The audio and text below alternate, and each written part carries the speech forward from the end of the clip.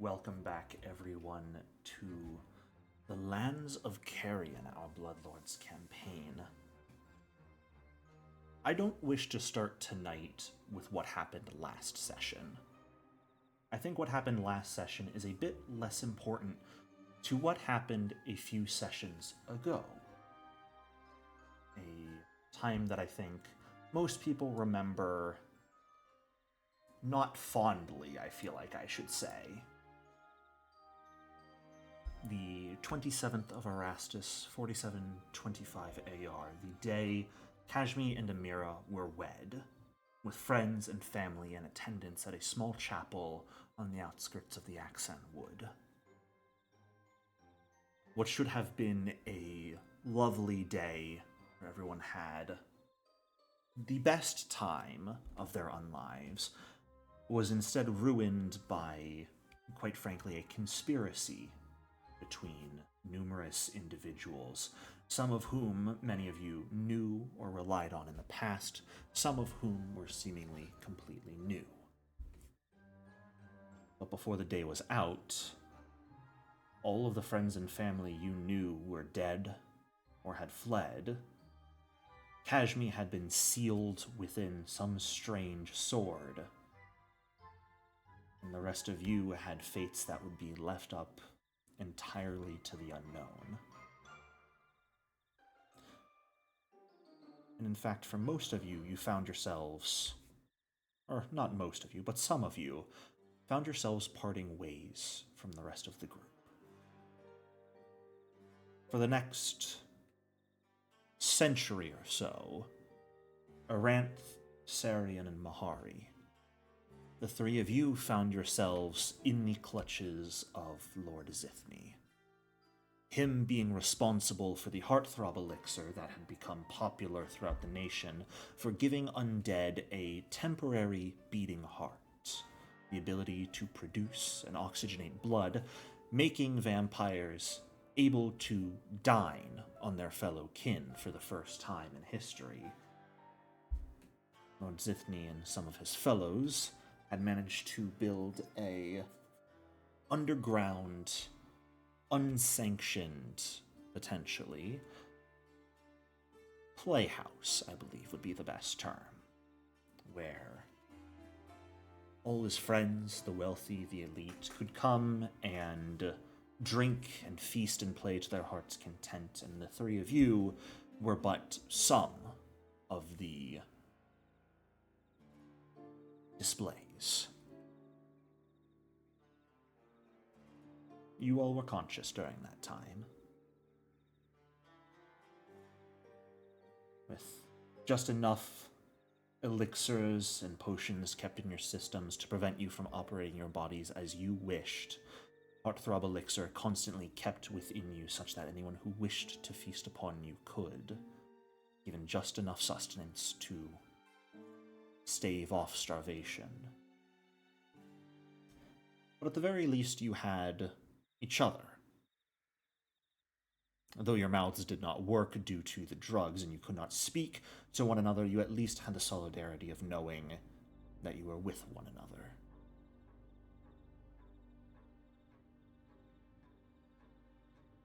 Until one day Sarian vanished.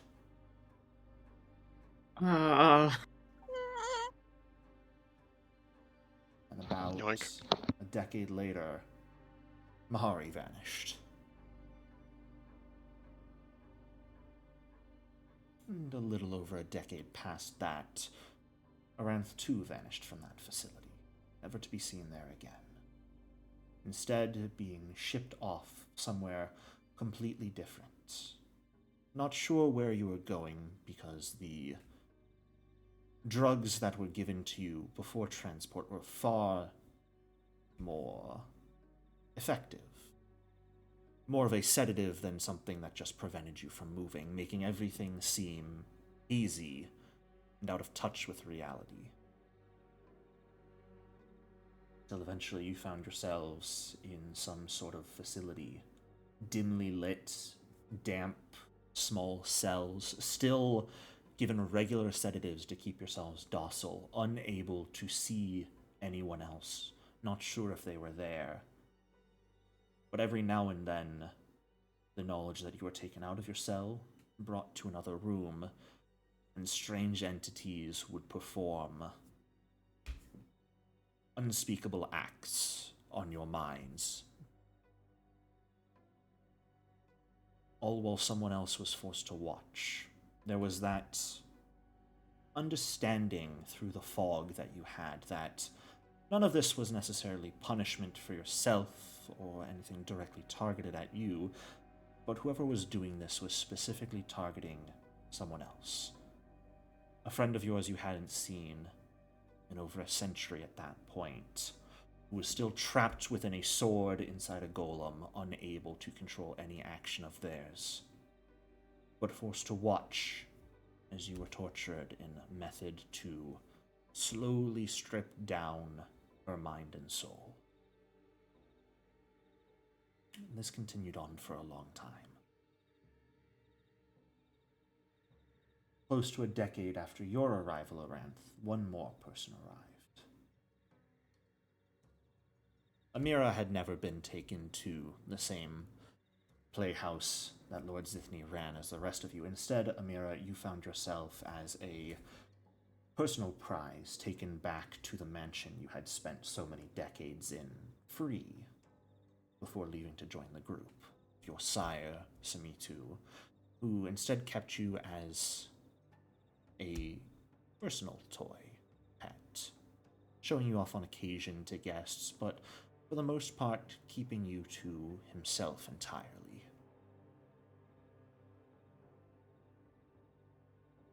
I'm not sure how you felt about that during that time as you were conscious, unable to really speak to him, just forced to exist through it and watch.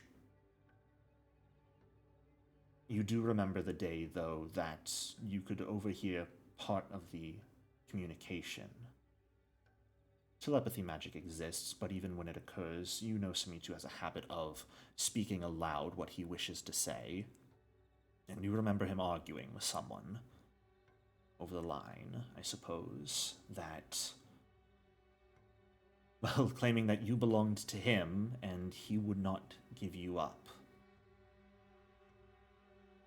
You remember his scowl, his anger, and a day or two later, yourself being dragged out of his house and taken to this same facility as all your friends, though you don't know that any of them are there, aside from the first time the torture occurs, and you see Cajme, just a sword stuck in a strange cylindrical golem, being forced to watch.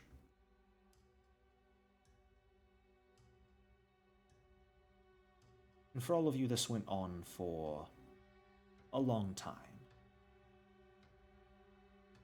Amira, thankfully, potentially, you had the shortest amount of time under this effect. Only 2 decades or so, max. Carrion, the longest, close to 5. But none of you are entirely sure what happened. But at one point, the guards stopped coming. The sedatives stopped being given to you. The torture ended. By the time each of you finally regained true clarity, though, you also realized something entirely else. No longer were you in these dingy cells, smelled of blood and flies. Instead, you were entirely entombed by stone and iron. The entire underground area you had been trapped in seemingly having collapsed around you and trapping you in complete and total darkness, save for those of you whose eyes are able to see in that sort of blackness. But even all those of us. Shut up. Even those of you who could see all of you didn't find much comfort in that fact, since you barely see it all around you aside from cold stone that was trapping you in your positions. Going one by one here, beginning with Amira. Mm-hmm. One, I would like you to describe your character here, since it has been some time since we've seen your characters, and we do have a new member to this specific group of characters. And as you find yourself trapped in solitude, surrounded by rock, for an almost uncountable amount of time,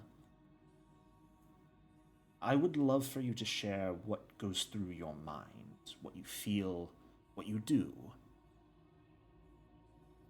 Yeah. Um, so Amira is a dark-skinned Garundi woman who, at least before all this happened, took great care to maintain a very attractive, um, just physical appearance. She dressed very nicely. She braided her hair every day to give her that nice style. Was very um, specific with her makeup and stuff like that.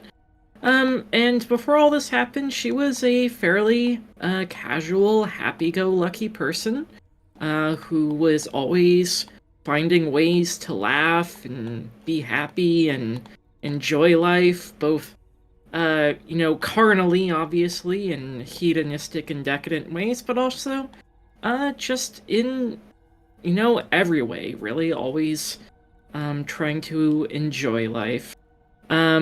At the very least, that's how she liked to act and how she wanted herself to be. Though she always had an underlying fear of the fact that Geb is a nation where someone more powerful than you can absolutely demolish and destroy your life, if just on a whim. And then that happened. Her worst nightmare came true. Uh, I imagine Submidu kept her nice and pretty for him during her decades of captivity over there. But I assume since Amira ended up at this place, not exactly like she has a chance to braid her hair when she's sedated. I'm sure she's wearing like rags or like the torn up remains of whatever clothes she had when she was moved here. No makeup, obviously, long worn away. And the kind of mischievous, playful grin that was always on her face before is gone.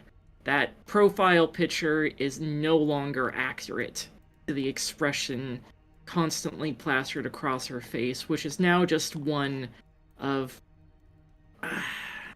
not, I suppose, hatred, vindictiveness, but also determination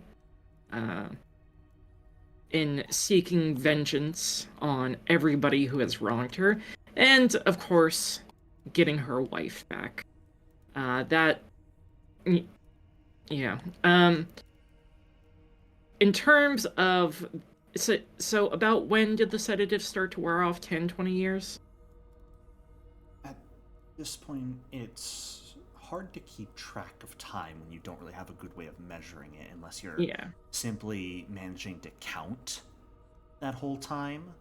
Yeah. But based off of your estimates, you would have to imagine it has been somewhere in the realm of a decade that you're spending like this. Yeah.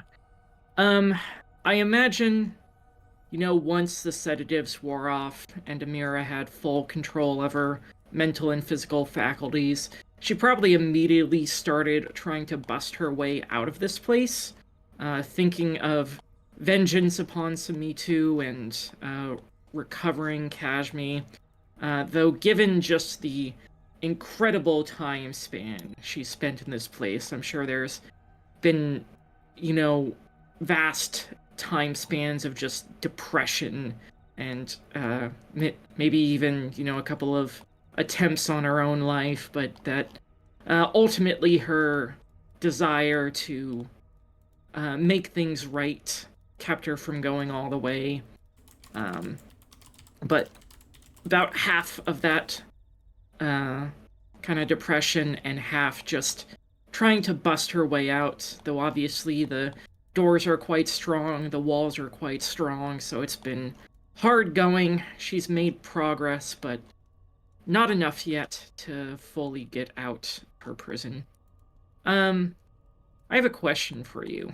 Um, this store is like metal, right? It is, and the map you're looking at isn't quite accurate. Most of the building Okay. has entirely crashed down. When Mm-hmm. you woke up from your sedatives, you were in a position that you could barely move because of Okay. how entrapped you were by rubble. Yeah. So it takes most of the time just to dig through that. And by the time you get to the end of it, the doors are pretty much mangled and broken and won't really be stopping you from getting out. It's more just the actual rubble itself that's the problem. Yeah. Now, I have a Uh, question for you as well, but you may mhm. continue first. Uh, I guess the one thing is, at some point throughout this, she would try, she'd occasionally call out, maybe bang on the walls, see if any of her friends are nearby. I don't know if that's something she would be able to manage or not. You can definitely bang on the rock a number of times. I don't think the sound would be able to travel enough to reach them. Maybe in the Yeah. latter years, but early on, definitely, it's not going to end up getting any response. Also, I remembered the word I wanted to use, despondent. Amira Hmm, would have periods of just despondency. that's fair. Now, you do have another ability, I should say, I that do. could potentially come into play that during this time, and we did speak between sessions a bit about what you were doing with it. Uh, but when you were married to Cajme, the heart bond ritual was completed, and once each day, both of you have the capacity to perform a two-action activity to learn the present state of the other bonded creature. Hmm. And now that you're both in the same facility, you would have also have the ability once per day to cast message once per day. I know I just repeated that. Towards one another. And Hmm. have just brief periods where you can speak. So, Yeah. would you make use of that at all? Either of Uh, those ab- abilities. Absolutely. She would spend, even during her despondent periods, she would be using the heart bond ritual to ping for Kashmi's status. And once she's able to actually cast message, she would be using it every day to try and keep in contact with Kashmi. And probably, I want to say the first day she's able to cast message and hear from Kashmi, from that point on, she like redoubles her efforts to get out, knowing that her wife is waiting for her, less than 120 feet away. Okay. I think we're going to come back to uh, what Kashmi is doing during all this time. I would like to pivot back to the rest of you who were brought here over the years and move over to Aranth. A similar question for you, Aranth. You've been here the second shortest amount of time, aside from Amira. One, if you would please once more describe your character from the start, but also during this last decade or so, your thought process, your feelings, and what you've been attempting to do, if anything, during this time period. Okay. Iranth is a whisper elf vampire. She is the typical standard of elven beauty and fairness. And she also takes very good and meticulous care of herself and always makes sure that she's presentable. Um, and obviously, the time where she's been enslaved and captured, she wasn't able to do so, so she looks an absolute fucking mess. Not that she really has the energy or need to really care about it at the moment. Um, but a lot of the time when she's been drugged up and used as a plaything, it's just there's just a huge undercurrent of grief. She lost all of her friends in one fell swoop, and more importantly, she lost her mother again. Again. The third time. Yeah, she watched as her mother was murdered at the wedding, and that's just a scene that replays over and over and over again in her mind. And it, she has spent a lot of the time, like Amira, very despondent and confused, especially when she is able to get some cognizance back. But as soon as she does, it's just swarmed by an overwhelming rage. She hasn't had access to Gale at all, has she? During your capture, no, but I'm not sure how much of a mental block around you think you would have once you've regained your mind. But I do think after a year or two at least, Gale would find his way to you. Okay. Then a lot of the time she would be using Gale's essence to try and magic herself the fuck out of here.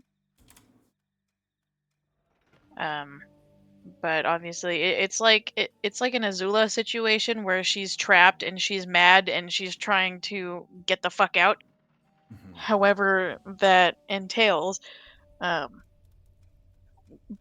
a lot of the time she's probably clawing and screaming for her friends, um, especially Sarian.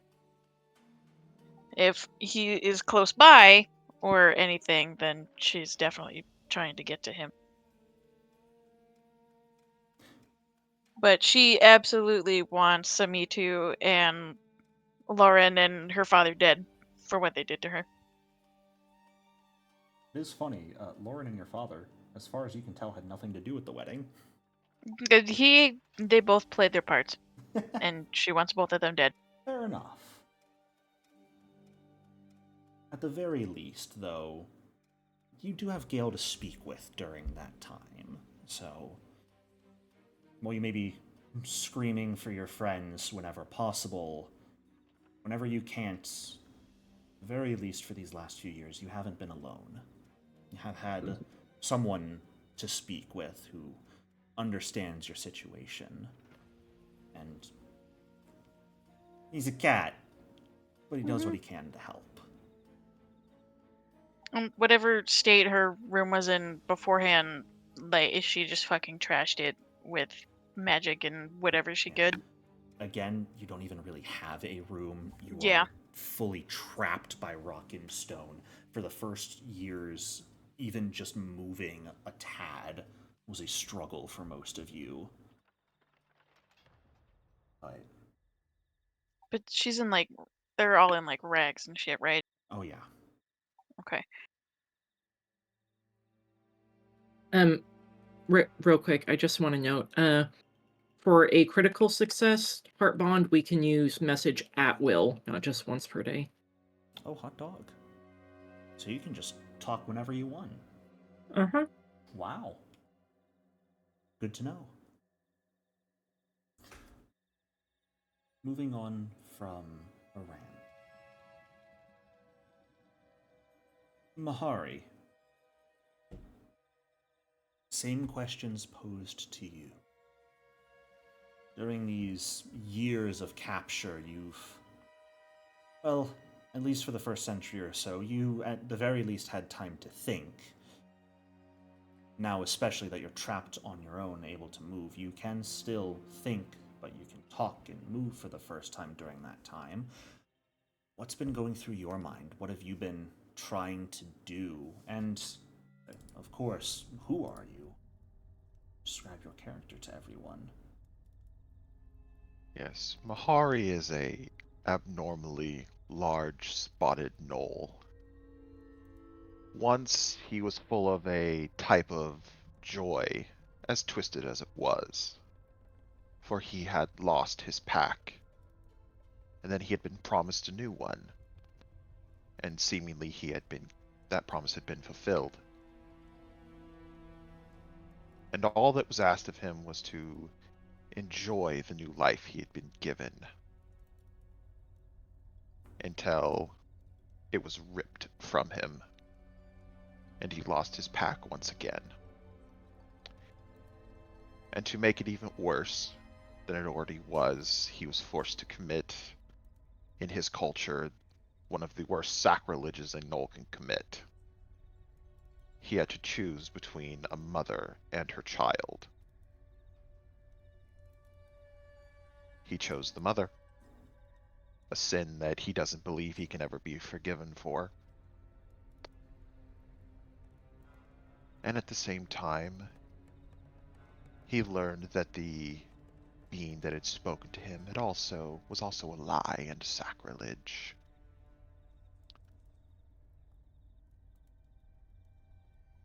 And during his years of captivity, what little thoughts he would be able to conjure would have been just how his life was seemingly nothing but pain and misery, whether he knew it or not.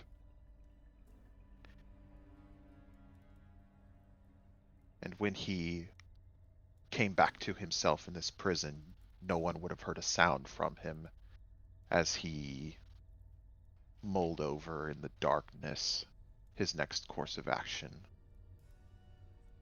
which would be to find the ones responsible for those that had taken his pack from him again, and not kill them, but draw out their suffering until they screamed into the abyss just as he had once screamed. And then once they had, deny them the release from the agony that he would inflict upon them. Real happy bunch of people here, huh? I mean, we were. We were. Yeah, I we wonder were who very wrote that. happy. Yeah, Jericho, I wonder. Couldn't have been me. Mahari, Yes. the day you made that promise to yourself was the first day you heard a voice in your head. For the first time in, well, centuries, to be fair.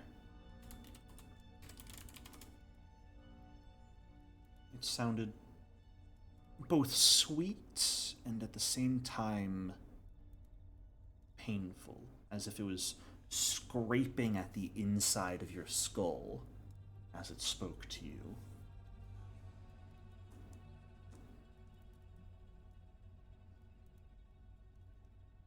Have you suffered First. enough?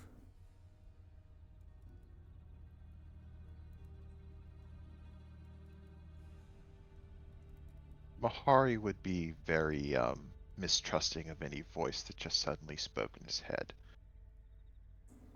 I would hope But anybody would. his response would be, not yet. For there are those who must suffer more. And as long as I can make them suffer, I will suffer forever.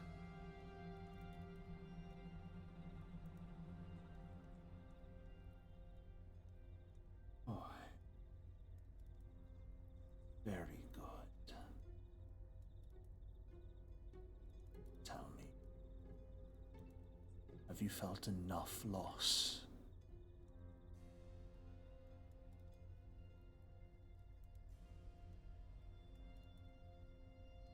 No. The cup is only half empty. There is still more to drink. and there's still more for me to choke down the throats of my enemies.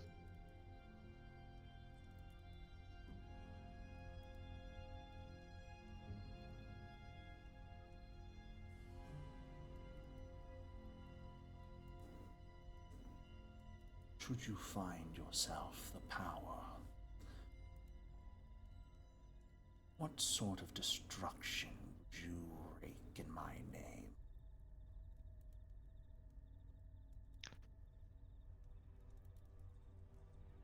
A destruction so sweet and so potent that you would hear a litany of screams from both the living, the dead, and the damned.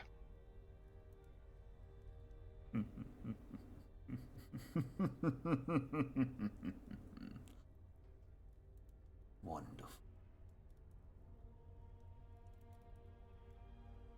At that moment, Mahari, you felt a burning in your forehead, as the tattoo you had once gotten, the symbol of your false faith, was burned from your flesh.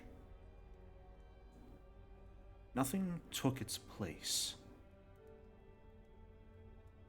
but instead a deep sense of power began to well up inside your breast. And not power that was handed to you, power that belonged to someone else. For the first time, this felt like power that was truly yours, was a part of you. What you'll be sacrificing every time you make use of this power. Well, I'm not sure that matters to you at the moment. But it seems like there's someone out there that, at the very least, has expectations for you still.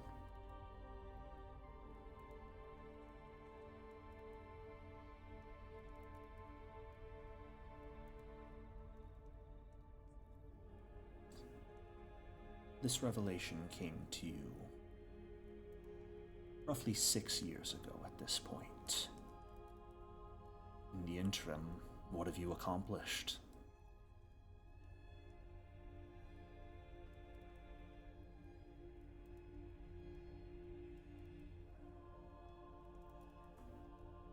He would have attempted numerous times to get free from the rubble in the cell, but at the same time he would have replayed the memories, the look on Arant's face as her mother died, the look on Amira's face as she watched her wife become trapped, the agony that he knew Cajme would suffer in the interim, and in a thick twist he would begin to feed on them as he felt and agonized over them. He would turn his suffering into a source of power and drive to continue moving forward.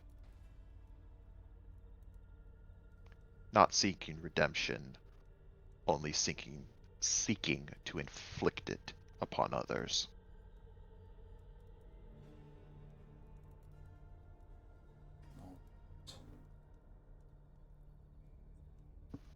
And this would be the part where we ask Sarian, but look who stepped away. Ah, Fool. I guess we'll have to learn about Mr. Solomon? I guess we'll have to learn about someone else. Now, Solomon, things have been different for you. You haven't known much of the outside world yourself. You've been trapped here far too long for that.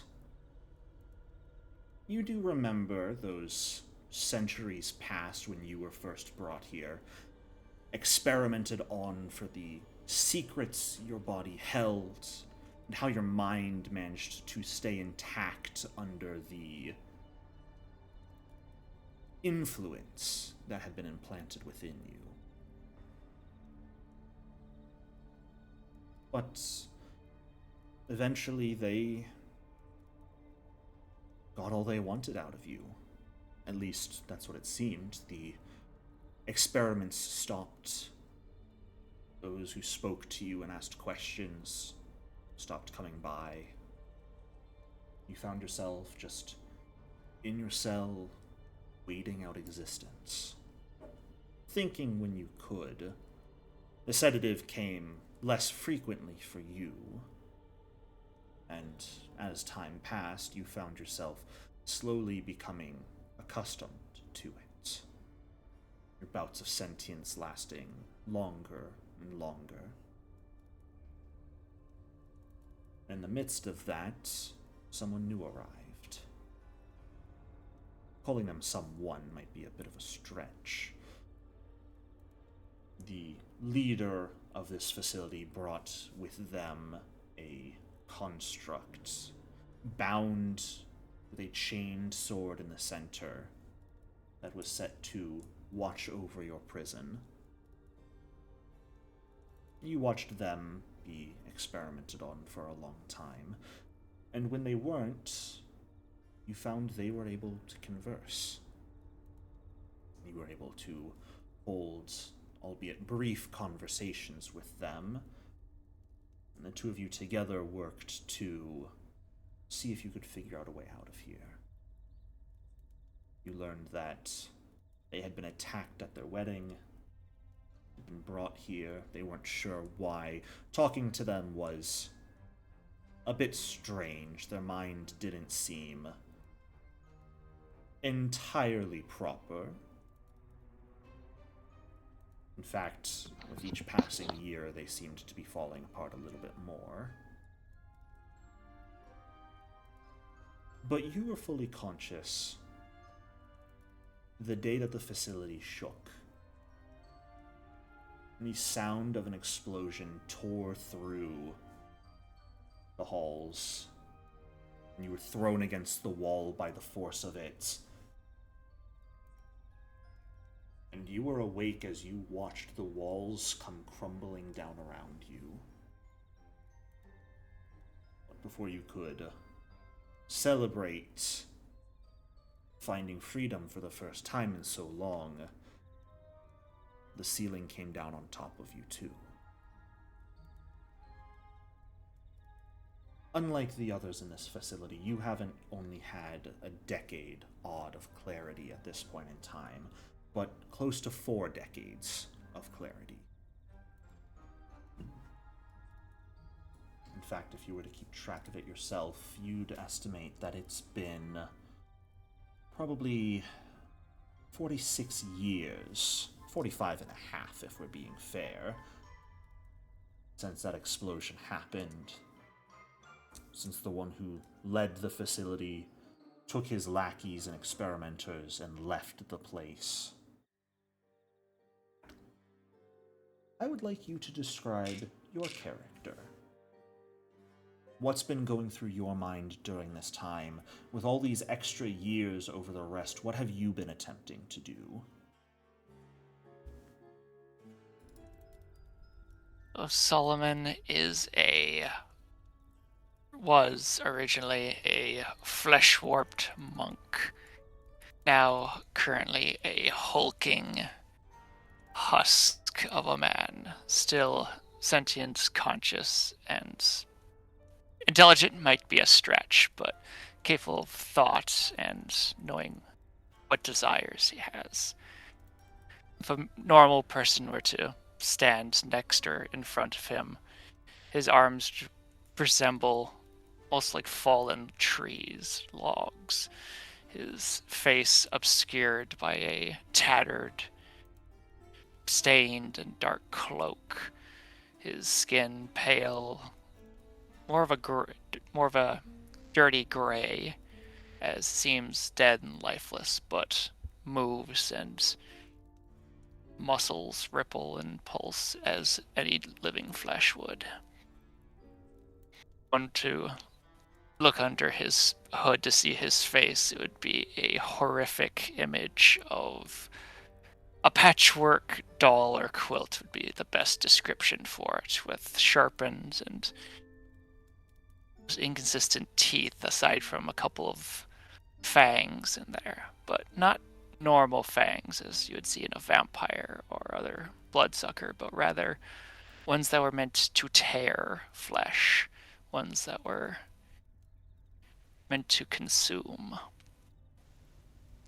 During this time, Solomon would have been trying to clear what rubble had either incapacitated him or obscured his cell and tried to find weaknesses in the wall cells or just a general means of escape without the others to guard his doors, possibly even scouting through obscure means to see if he could find some key to his release.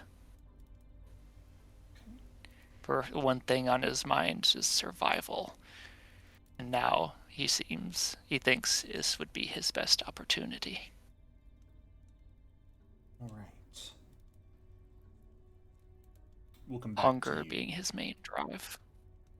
We'll come back to you in just a moment. I'd like to get through all of those who came after you. Since you'll be the first to break out of your cell, I'd like to hear real quick what our last person who's trapped here is doing. Sarian, the first of your friends to arrive here, but for a time now undrugged, with those damnable voices clinging to you that you're unable to escape from. You describe your character, what you've been through, what you're feeling, and what you're doing at the moment. Sarian is a Nosferatu Dhampir Anati. When greeted with the group originally, he was under the appearance of a wet cat. But after time of cleaning himself up, and for most of the time after, he can be described as a tall, extremely well-trimmed individual with near midnight black hair, and he seems to hold about him an air of pure confidence, pride, and terribly evident arrogance that bleeds off into every word and action that he so does. He carries himself extremely casually, though, as though not a care in the world. However, there is a certain sense of certain predatory undertones, as though he's preparing to strike no matter where he's at.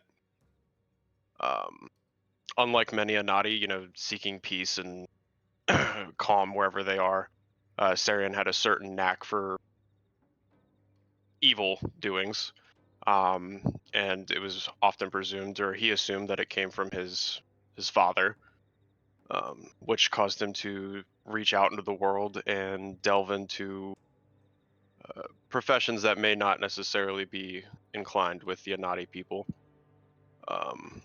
Over time, he worked as a necromancer and rose for the dead, and then eventually found himself in the employ of a bloodlord, which in turn introduced him to this group. And then over time, he came to not only care for this group, but value them as a family that he has longed for his entire life. And imprisonment does not suit him. He is not an individual who revels in being under chain or rock or lash. And over the many years since his imprisonment, he has dwelled on his past actions and what he could have done differently. And yet his anger is not angled towards the individuals who put him here. It is angled at himself. And the entire time he has practically begged to no one in particular in silence to have forth the authority to do unto others as they have done unto him, except only far worse. And it has since then has driven him down a path of mild paranoia that he could have done better, and that in the future he will do better, and the assurance that he can do better in the future is going to definitely do things for him that most people would not expect out of him. As these thoughts flooded your mind over the years, Sarian, you began to become aware. At first you thought others were trapped nearby. The voices were so faint and echoey. When you called out every now and then, it sounds like they would respond, but you could never quite make out what they were saying.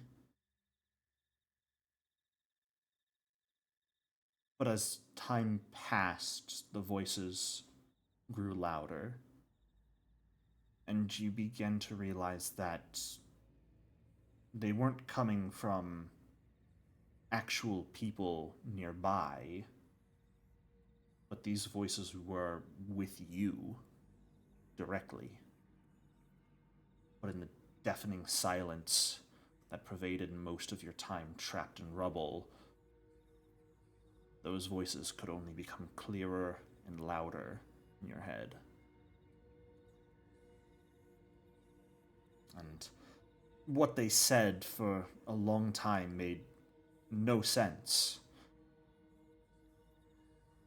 Honestly, it really even sounded like different languages that you didn't know were being spoken. But even if you couldn't understand exactly what they were saying, their meaning came through. These spirits weren't attached to you for no reason in particular. That staff you've been working on collecting, had been working on collecting for a while, fixing as inspiration and practice for when you hopefully build your own soul cage one day. Well, these spirits came from that. And in the absence of the staff, they had instead managed to latch themselves onto you.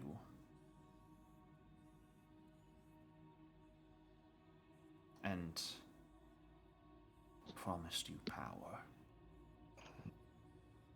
It wasn't complete at the moment. You could tell, though, each of those spirits at one point in time had been powerful individuals in their own right. Beings to be respected or feared in their regions. They had still fallen.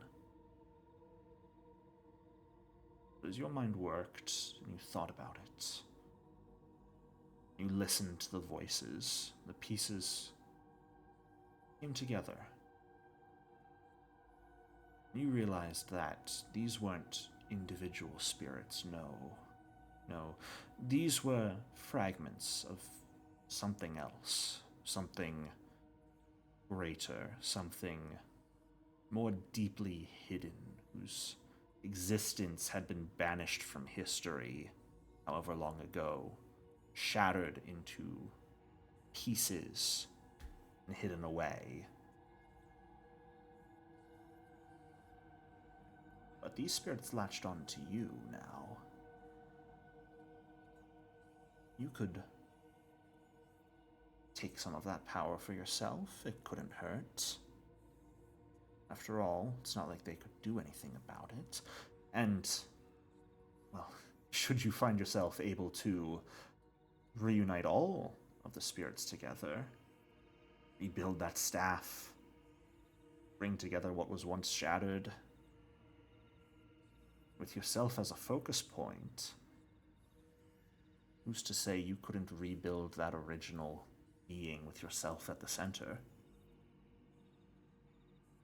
It wouldn't be impossible, and if you can manage that,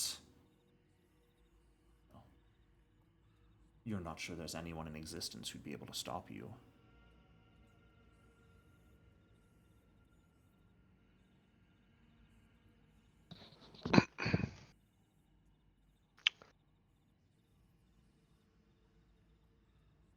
Are you expecting me to respond?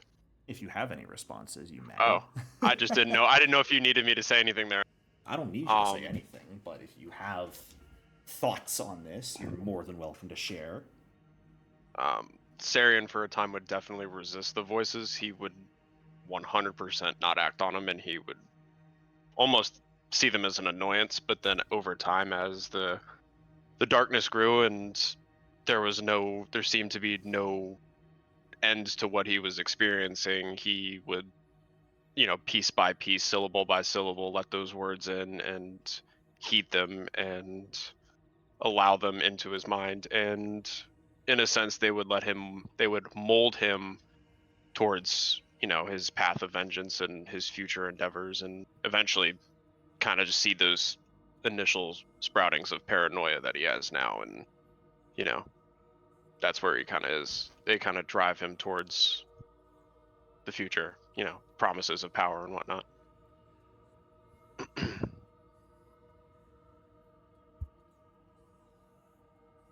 Fantastic.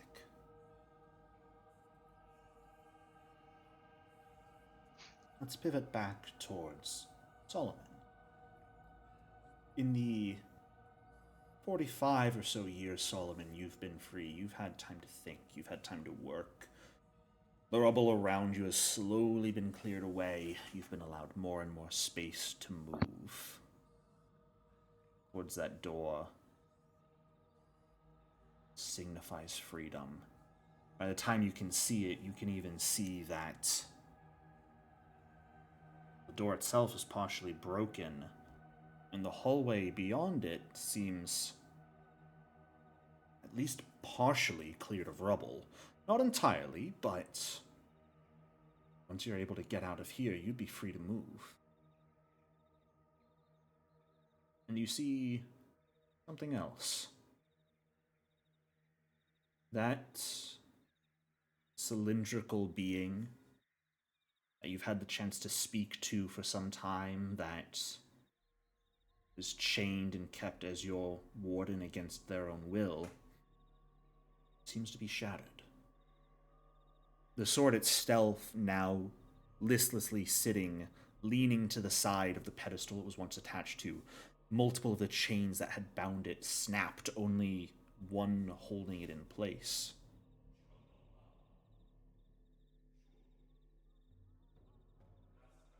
You make your way to the cell door in front of you. You find yourself able to force it open.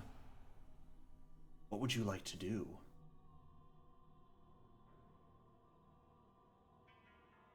So he's already cleared the rubble that was burying him, basically. Yep. Seeing the opportunity as he was breaking out of the rubble, it's kind of like a burst of different adrenaline and eagerness. Too long he's been in the cell, so he basically just body check the door and just try to slam and crash it open. With a groaning of broken and torn metal, the door slides open against its protesting hinges, creaking forward and allowing you freedom.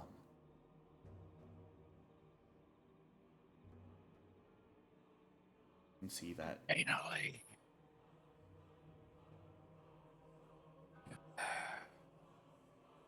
Going to head over to the sword or the thing that he assumed was speaking to him and try to wrench it free of the remaining chain. Go ahead and give me an athletics check. First Right, roll, do you need an it hour private? into the session. Nope, this can be public. All right, first roll. No, we can do better than that. If you want to hero point that, you're more than welcome to. Crap. And we have the classic hero point. Yeah, wouldn't be a game without it. The funny thing is, it's brittle enough that a 20 still succeeds. There's only a single chain tying this sword down, and it's already smashed and broken at its anchor point. You realize that the chain is barely even holding it down. It's more just helping to hold it up with rubble holding the chain taut. And you easily wrench that aside and draw the sword free of this contraption. And Would this Mhm. would the sword have told Solomon their name? That's a great question.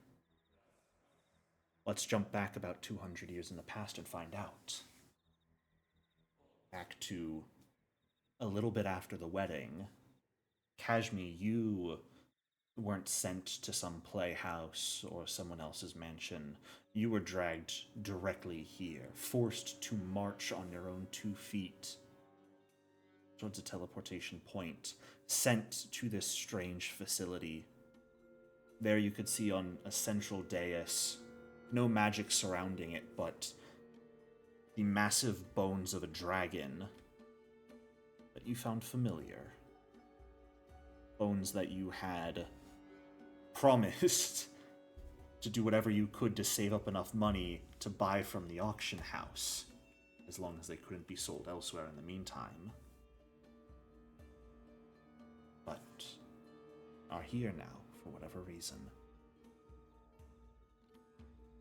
You're not sure if you were allowed to, forced to, or forgotten about, but for a good long while you were able to just stare at those bones, which, I mean, they're bones, they had no life in them. But they were just out of reach.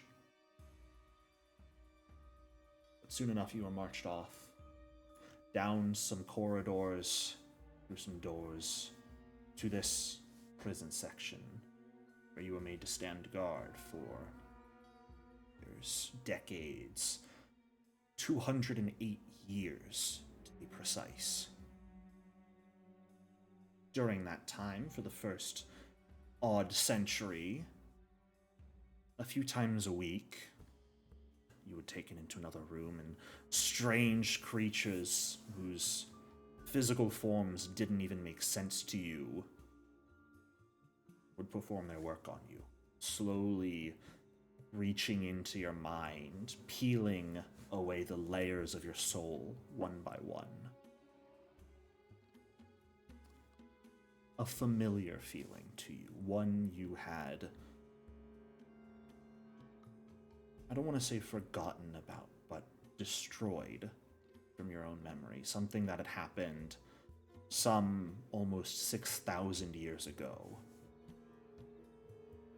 The first time you were captured by the one you thought was your friend.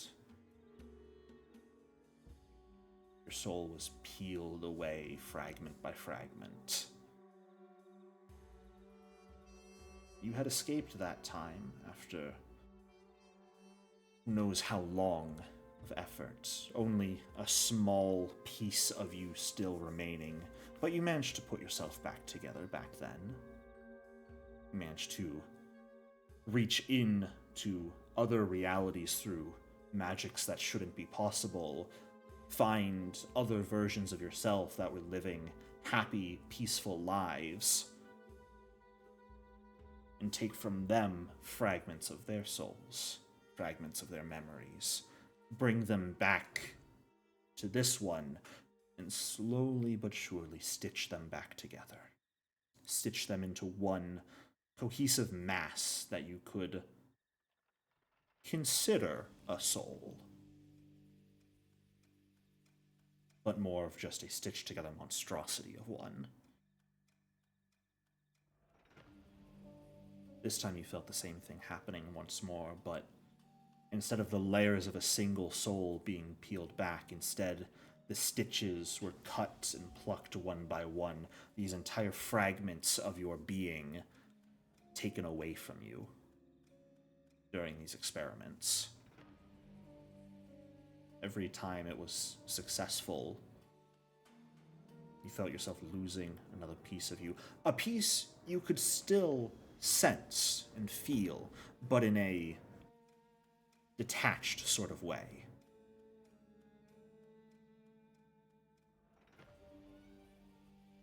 Time passed, and you began to feel a bit stronger. You began to try and fortify yourself in whatever way you could, hardening those stitches on your soul to hold yourself together. And it worked. The experiments stopped for a time. They found themselves unable to take from you anymore. And you thought, at least for now, that you were free. Until a year or two later, a friend you hadn't seen in decades appeared before you once more. Barely conscious, barely able to register what was going on, you were forced to watch as experiments similar to what was performed on you were performed on them.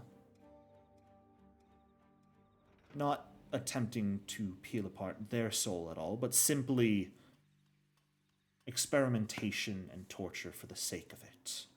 All to make those stitches that you had hardened weaken once more. And it worked. For a time, your soul would begin to fall apart. Pieces of you would be taken and used for other things. You would begin to recover, harden yourself once more, and then another of your friends would be brought in. The same process would repeat ad nauseum for decades.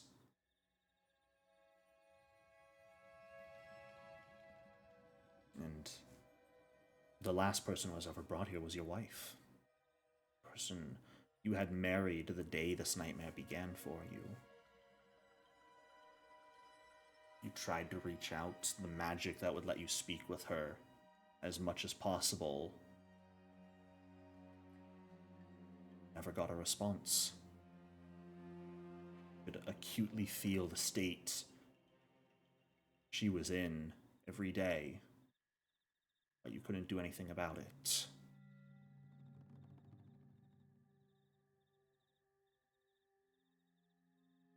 Eventually, though, salvation of a sort came, I suppose. During all this time, you did have one person you could speak with, the individual stuck in a cell closest to where you were positioned, who'd been there since even before you arrived, who introduced himself to you as Solomon. How did you ever speak back to him and respond? Did you ever share your name? What sort of conversations did the two of you have during those long years?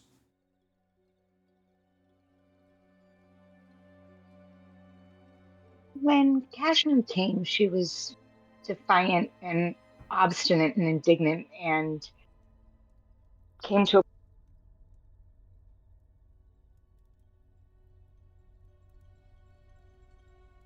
I'm not sure if you cut out, but I think you cannot cut hear out. you.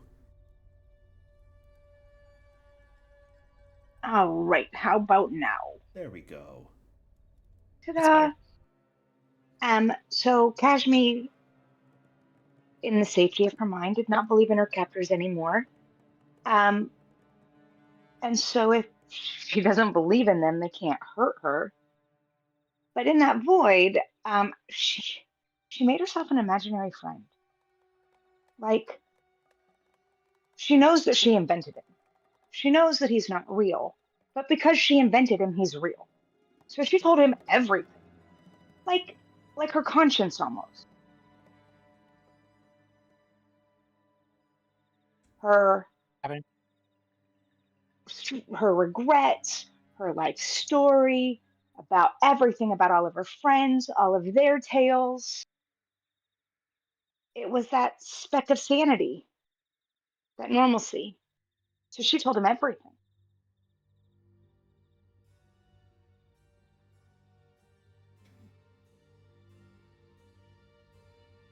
So Solomon standing called here. Oh, sorry, go ahead. And called worse than an imaginary friend. Anyway, go ahead. So, standing here, Solomon, free from your prison for the first time in centuries, this sword in hand now, you know her name. You probably know more about her than you ever wanted to know, quite frankly.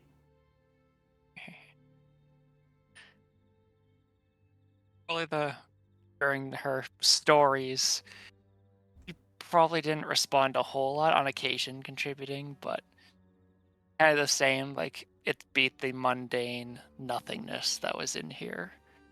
So hearing the stories was actually what kind of inspired him for his escape. If these companions, these people that she's journeyed with, were so strong, but had simply fallen to trickery or bad luck, then maybe they were strong enough to escape, as he would more than likely not be able to do it alone. Not the way he is, at least. But her finally breaking free of his cell, he's going to try talking to the sword. Catch me.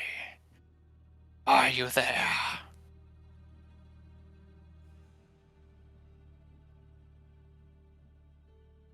You can hear him just fine, Cajme.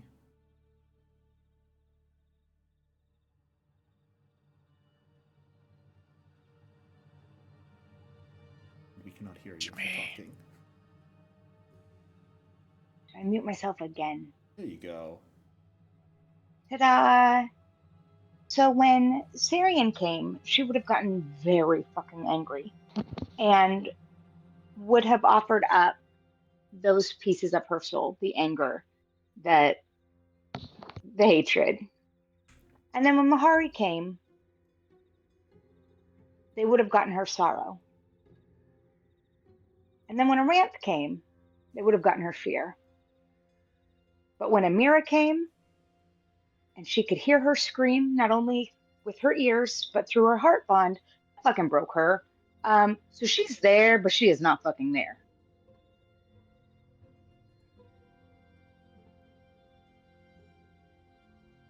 Now is not time for silence. Now is time for revenge. And Ooh. if there are any other chains or anything, he's going to try and either fit the sword through one of the gaps in the chains or just tie the chains and then kind of strap the sword to his back. There's no other chains that are attached to the sword, but you can absolutely use them to make a sort of makeshift scabbard for it. Absolutely. Just enough to keep it from falling off. It's not meant to be professional craftsmanship. Very effective. Looks great. With his That's aesthetic, fun. probably. But you would feel But- the energy.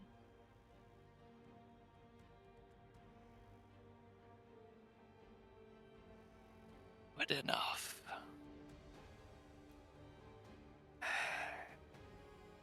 There's basically like a small shake of the ground as he's walking, just footstep thudding as he starts to search for the other ones that, based on the stories from Cajme, are probably around here.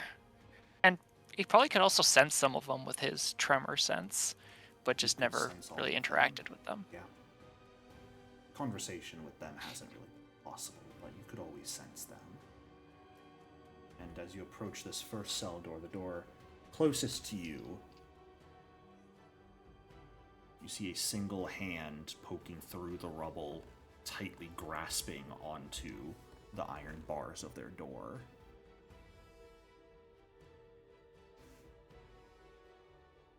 Before we continue, can I ask something real quick? Of course. Cajme, what would Amira's like when she messages Cajme, what would that have been like? Was it the same kind of like not really human person conversation, or 1 second. I'm having some technical difficulties. I will be right back. Sad. Alright. Well, anyways, Solomon and Sarian, I guess. Yeah, we'll get back to that in a minute. I'm sorry, Amira. No worries. It happens. Almon's just gonna kind of bang on the door, not to open it, but to try and get their attention. If you live, what is thy name?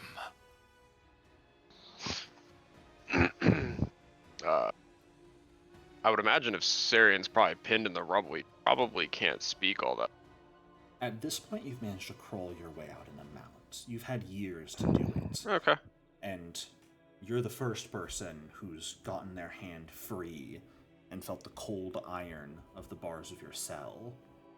And as you're holding it now, trying to figure out what your next course of action is, you feel it shake under that impact and hear the voice call out.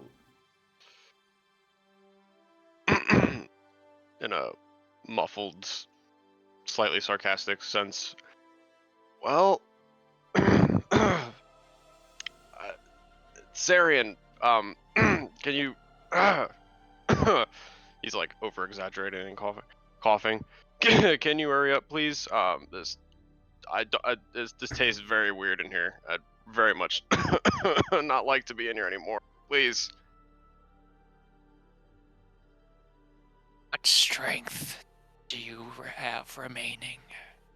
What do you seek or are willing to do? I'm willing to not die in here. That would be greatly appreciated. As soon as he says not die, Solomon's just going to put both hands on the bar and start pulling and yanking to try and do what he did to his other cell door, just kind of rip it. I'm not going to require any rolls here, but it does take a bit of time. But eventually, not even pulling the door so that it opens, just pulling it full off the wall at this point. You pull it free, and Sarian, you're going to get a bit battered from this, I apologize. If you're keeping a tight grip on that door, you're coming out with it. Oh joy. So, you bang your head against the rocks. But Rip. Ow. Ow. Pulled free from the rubble, holding onto this door, and for the first time are able to get a glimpse of this figure. Oh, you're... oh, yeah. Don't want to look at that. Just keep pulling, please.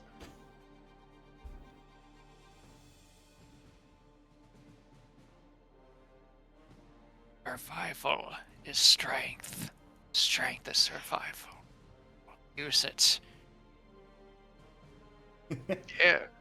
Yeah. Yeah. Just get me out, please. You are pulled free at this point, Sarian.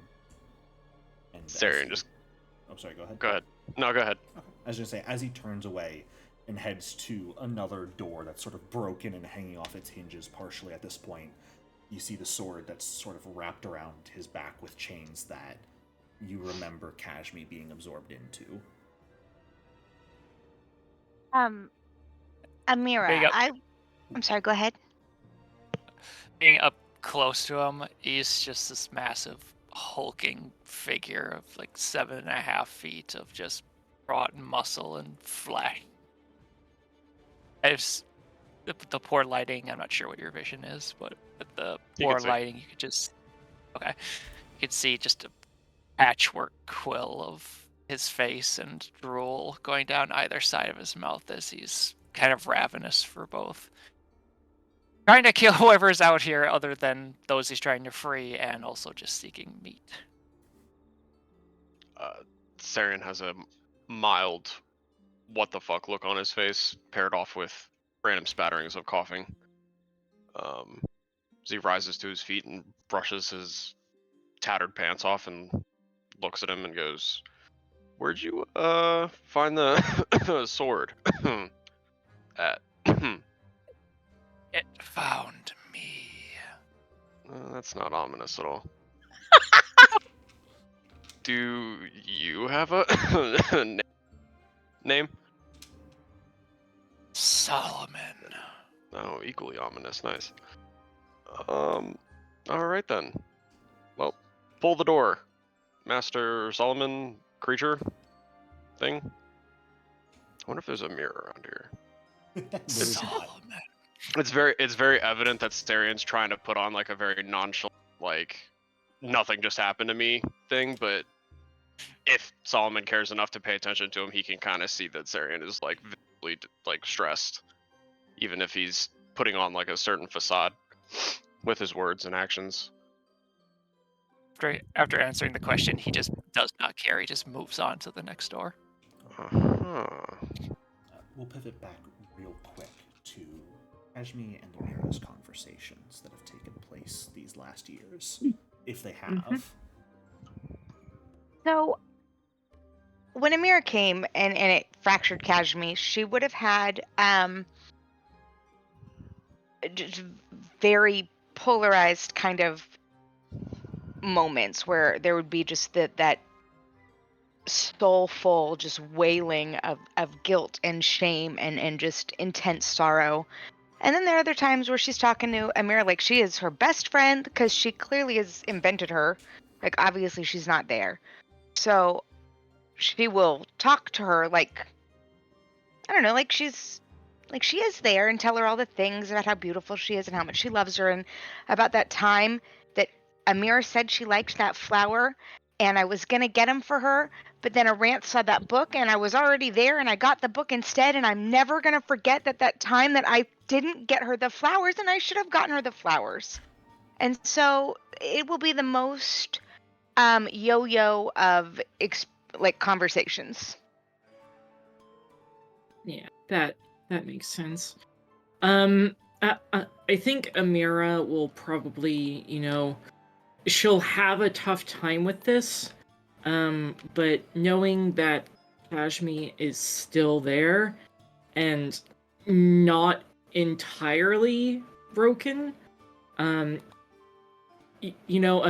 will do her best to keep Cajme's spirits up as much as possible to try and keep Cajme from fully breaking. So that once she is out of here, she can have her wife back in some sense, at least.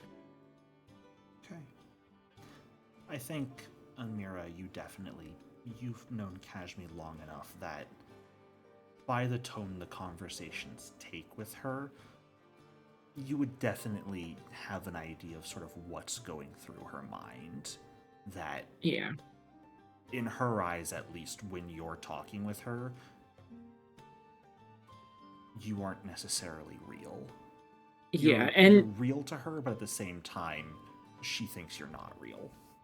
Yeah, and that would definitely hurt for Amira, but she also understands why that's happening for Cajme, and will,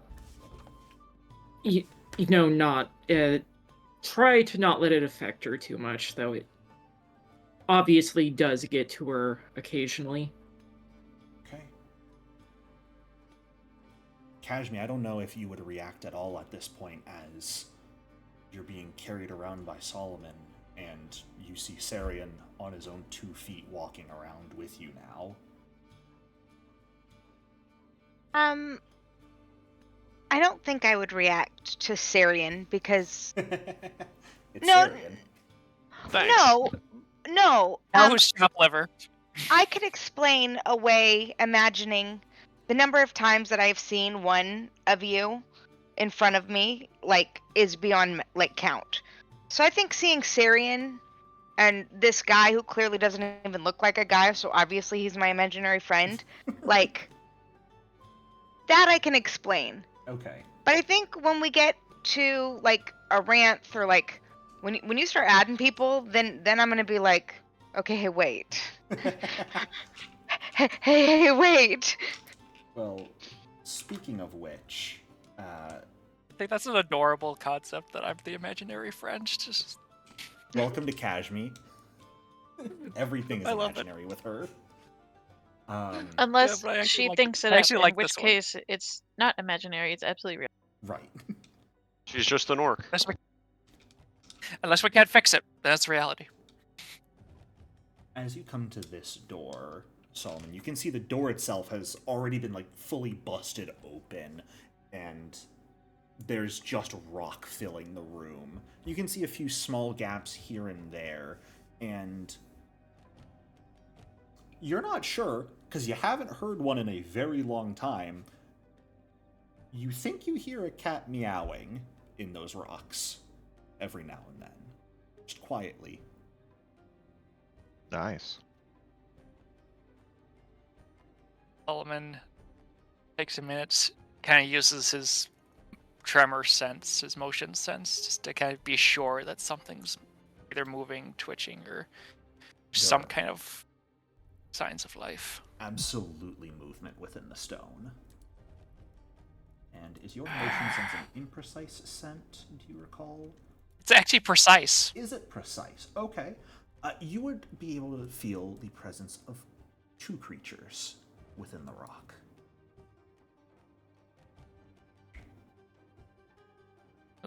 Grunt, move his way in, and just start taking giant handfuls of rubble and just throwing it to the side, not being careful like where it's thrown to, just scattering it about. If speak, show us your remaining strength. Sarian, do you help at all, or do you just kind of stay off to the side or go somewhere else to look around? At first, Sarian is standing there shielding his eyes, kind of swatting at that's flying in his face. All right, ham hock for hands, relax. Oh, jeez, he's like continuously swatting the dirt, and it kind of gets to the point where he just gets irritated and like walks off in a different direction. Okay. You know, because he just doesn't want to be getting dirt thrown in his face. You know, considering he was just buried in dirt for a while. That's fair. So he's going this way. Okay. As you get down towards this next door, you can see, similarly, it is bent and broken a little bit, sort of bent inwards a bit. But you can see slightly through the rubble with your eyes. It looks kind of similar to yours. It looks like someone has been digging within it at least and is making an amount of progress. It doesn't necessarily seem like they're near the edge of it, at least. But there's definitely someone in there. And at the same time you look at that, there is a crashing sound from around the corner to the south of you. Oh, jeez. Is the hand immediately not like recognizable, but look human, or, you know, not doggish, hyena-ish? Which one? The hand that's sticking out of the rubble in front of him. Right in front of you, you can't actually see a hand sticking out of the rubble. You can just see like signs that the rubble has shifted, okay. and there's likely someone inside of it. Gotcha. But you can't actually see anyone at the moment. Gotcha. He'll kind of just like take a glance at the door and then back over to this wall, and then he'll peek around the corner to see what that loud crash was first, to make sure that he's not in immediate danger. You see a familiar fuzzy head sticking out of some rubble with shards of rock and metal strewn about the floor. As Mahari, you've been working at this for long enough, and with that new power you felt in last years, the rate at which you have gone through the rock has exponentially increased, until finally you feel you're almost at the end, and with just one powerful hit, you have come tumbling out of this room. Huh. Fleabag. Nice of you to, you know, whatever you just did. Was that like a party trick, or Sarian will step around the corner and like hold his arms up as though he's like the Messiah coming to save him. Look what I just did to save you. Come on, you know this. See, I told you, I would come and rescue you eventually. You know.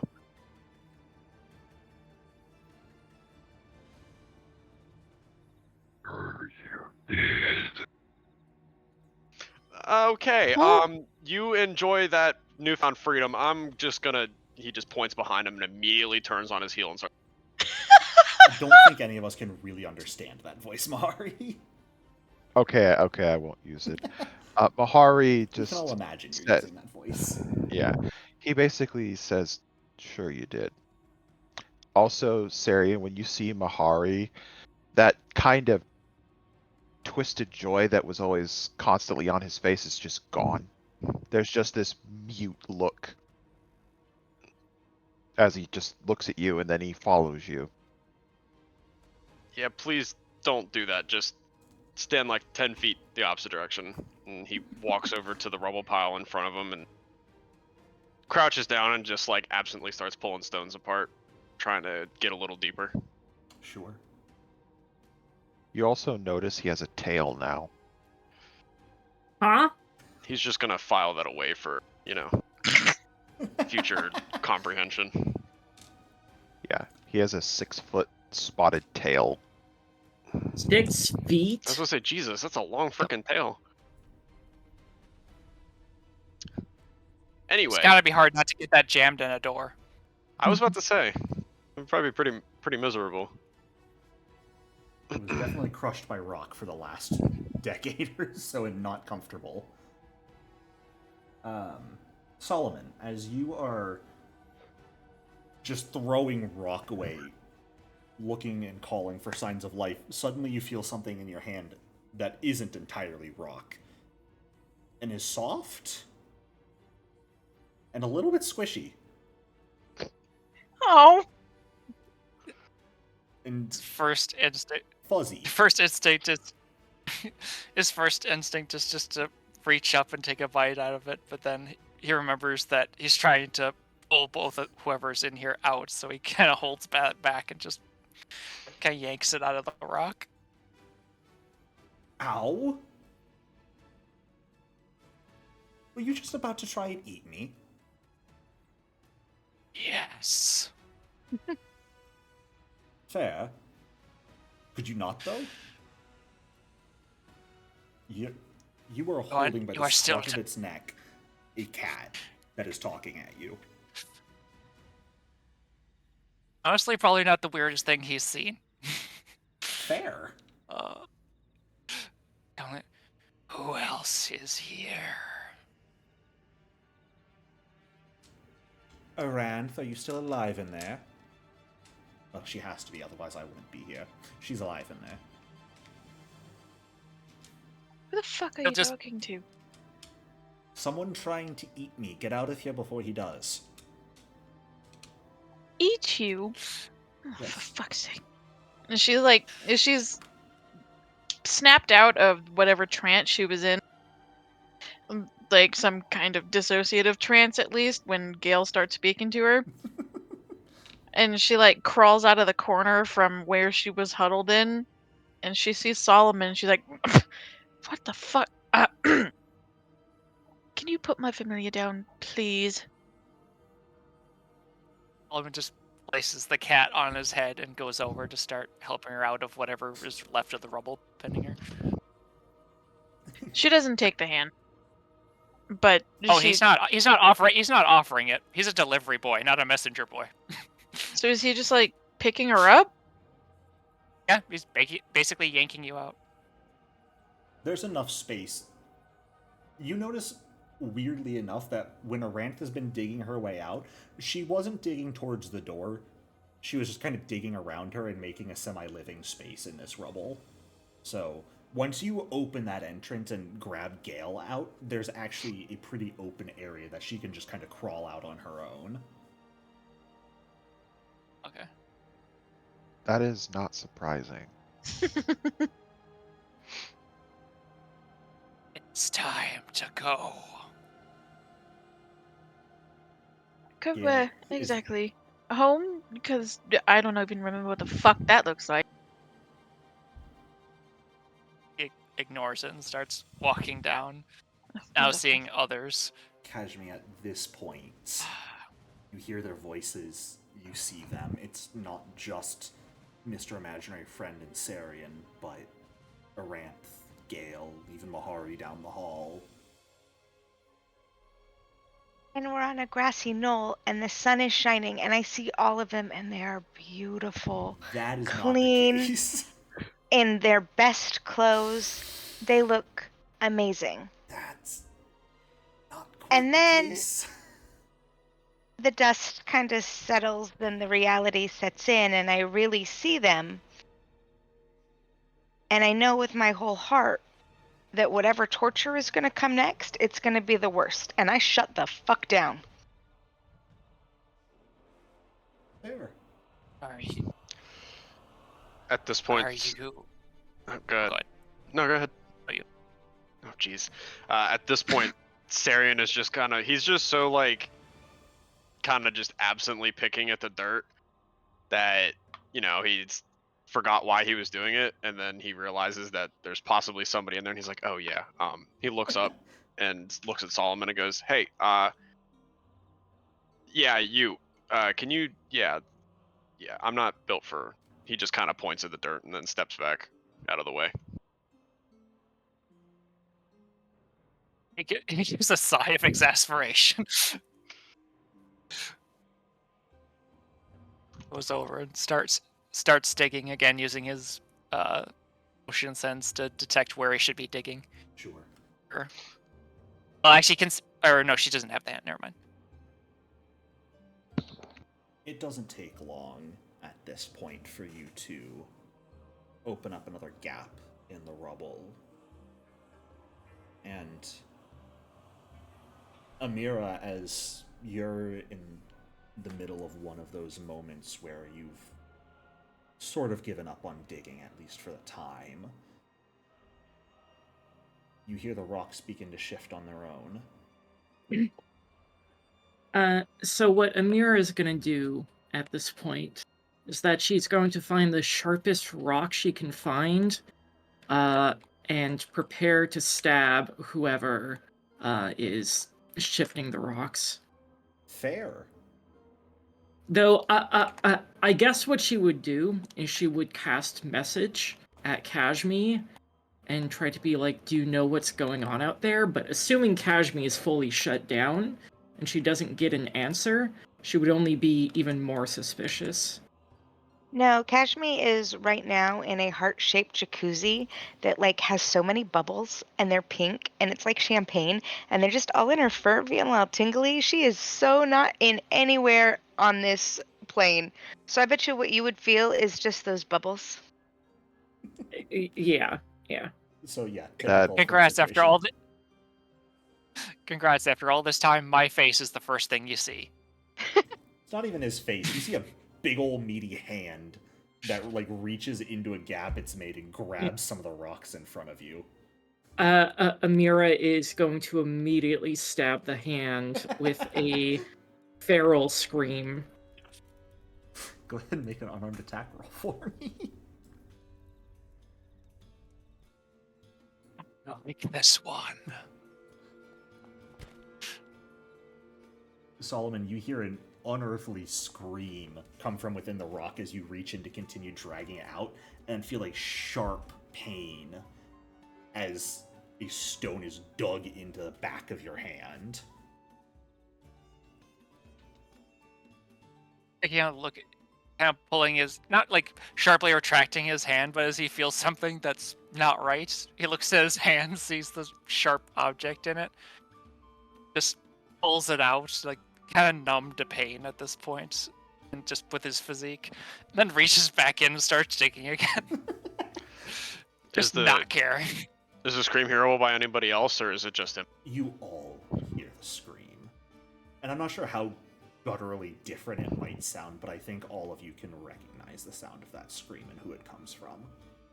Sarian kind of bundles in behind Solomon and tries to peek over his shoulder. Amira? Hey, yeah, don't do that again. He's trying to help you. It might hurt. Just let him pull you out, And he pats Solomon on their shoulder. All right, big fella, pull her out. You got it. He backs up again. He just immediately stops what he's doing, looks at him for a moment, just kind of an exasperated glare. He holds turns up his back hands. and continues digging.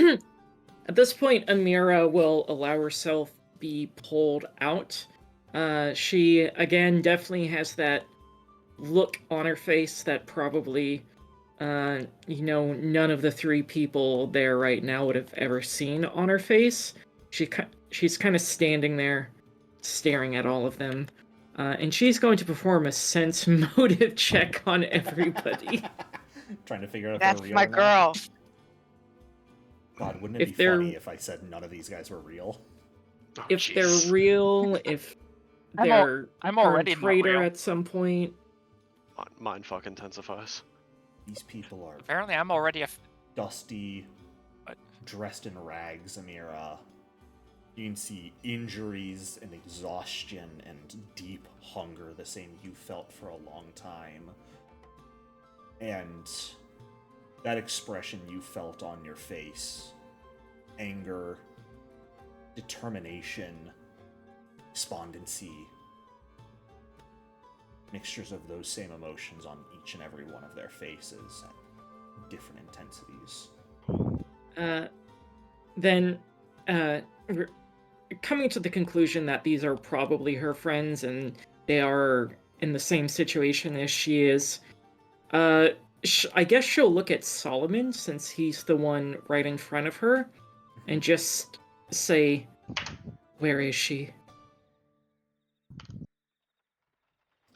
You see around. the sword poking on his shoulder, by the way. Give me that. Right now, Solomon's kind of just holding her up out of the rubble, hands like the size of her torso, basically, and he gestures to the hand that she stabbed. Looks kind of back at the sword. I like this one. She has fight. She has spirit. Strength. She will survive well. Give me my wife. And she's kind of like reaching out towards the sword. As standing up to his full height, kind of blocking it. Who do you claim as this partner? Ashmi. Seeing that the name matches, he seems to have a brief flash of surprise. Looks back at the sword and tries speaking to it again. You know this one.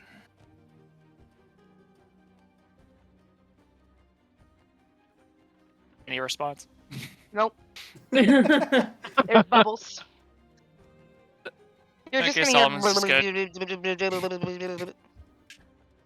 Which I want to say, Okay, so all of you hear aloud. It's not telepathic communication. You all hear Cajme make bubble sounds from the sword. Ashmi. Okay, Solomon. Ashmi, it's me. Are you there? Until Amira touches the sword, she is so safe inside of her mind palace. Amira is going to reach out and touch the sword, even if she has to do it over Solomon's shoulder. Solomon's gonna try and smack the hand away, seeing as she's trying to take it. Just let me I don't touch her. That will elicit a Cajme scream from the sword. I may be quiet inside of this palace, but you do not touch my lady. Why don't all of you scream? He just puts a finger in his ear. At some point throughout all of the chaos that ensues, Assyrian would feel arms kind of wrap around him from behind. Sarian quite literally jumps out of his skin for a solid second, and you hear what could have been the beginnings of a light scream, but then he kind of clears his throat, goes, oh, hi. How you doing? And he looks like you just made him, he just killed somebody dear to him in front of him. Not so casually. Yeah, his pride. She doesn't say anything. She just kind of holds him. Now that, didn't quite get what she wanted, but knowing that, Cajme is there and that she can hear her, Amira's going to sidestep Solomon, and if nobody stops her, she's going to, move past the rest of the group, starting down the hallway. It says, come on, we've got people to kill. Knew I liked this one. It's always something. Bahari will follow behind her silently. And I will say, the rooms are not nearly as clear as it shows right now. Yeah. Everywhere is filled with rubble. a lot of this is you guys having to squeeze your way through. It is extraordinarily slow going to get out of here. I have a question real quick. Is there any blood left around? Not that you can find. Okay. And I think there are Any rats? 4 of you that are starving right now. Yeah. Go ahead and give me a perception check to see if you can find any rats. Hey, Jericho. Well, Could I use Cry of Destruction to blast the rubble away? It says it affects creatures and unattended objects.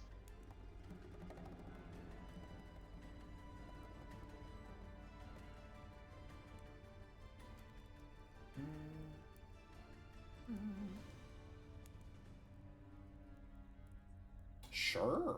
Yeah, if you want to use that to help sort of clear it out. It's not going to help you clear a lot, unfortunately, especially with how limited you can use it, but you can absolutely use it to help clear out some of the more open areas. And not necessarily right this moment, but I think over the next little bit, as you guys are sort of making your way forward, every now and then you'll find like a single rat. For the record, Iranth would rather fucking die than eat a rat, so she is not gonna touch those fucking rancid thing.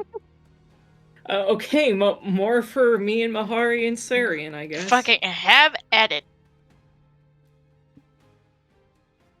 looking, if everyone's kind of at the verge of starving, do we want to take a quick few minutes to gather food? Because I can do that. This is not really a quick process. This is an, as you guys are going, every now and then you find a rat you can eat. But even if you have bonuses to subsist here, you're not really in a place that you can subsist. So, The group is 80% vampires, by the way. Yeah. Yeah. I meant to ask, Oh, when an undead is denied their hunger, is it similar to when an actual person is starved? Just kind of hand wave that at the moment. Don't question. You're all really fucking hungry, and how that manifests is up to you. Okay. I'm not putting any sort of mechanical limitations on you at the moment. I know there probably are rules for starving, especially as an undead, but I did not care to read them. Professional GM, everyone. It works. And I actually think this is a perfect time, as you guys are making your way forward and out of here, to go ahead and take a quick break. Yeah. So stand up, stretch, get some more water, eat some food, and we will come back in 4 minutes or so, and I'll see you all then. All right, welcome back from break, everyone. So, as you all begin making your way through these long, ruined hallways, every hour or two, maybe, a rat scurries by and one of you manages to catch it, drain the blood, feast on the flesh, whatever it is you need to do to sustain yourself. All of you are harboring only minor injuries, but it is extreme exhaustion more than anything else that you feel.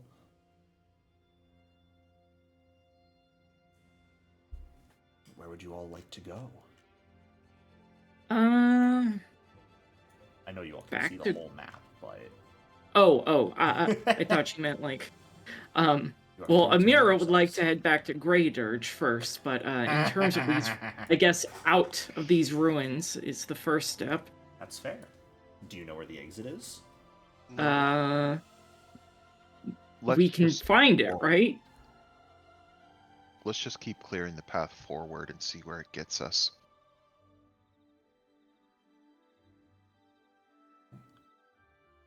Well, you guys are free to move yourselves as you see fit. I don't have legs. No, you're stuck with Solomon, unfortunately, Cajme. All right. Hey, you're getting to see new sights. You've got a Yeah, the great back of his movie head. screen playing in front of your bath. Like my ass. Just stare at my ass the whole way. All right. Oh. Oh, okay.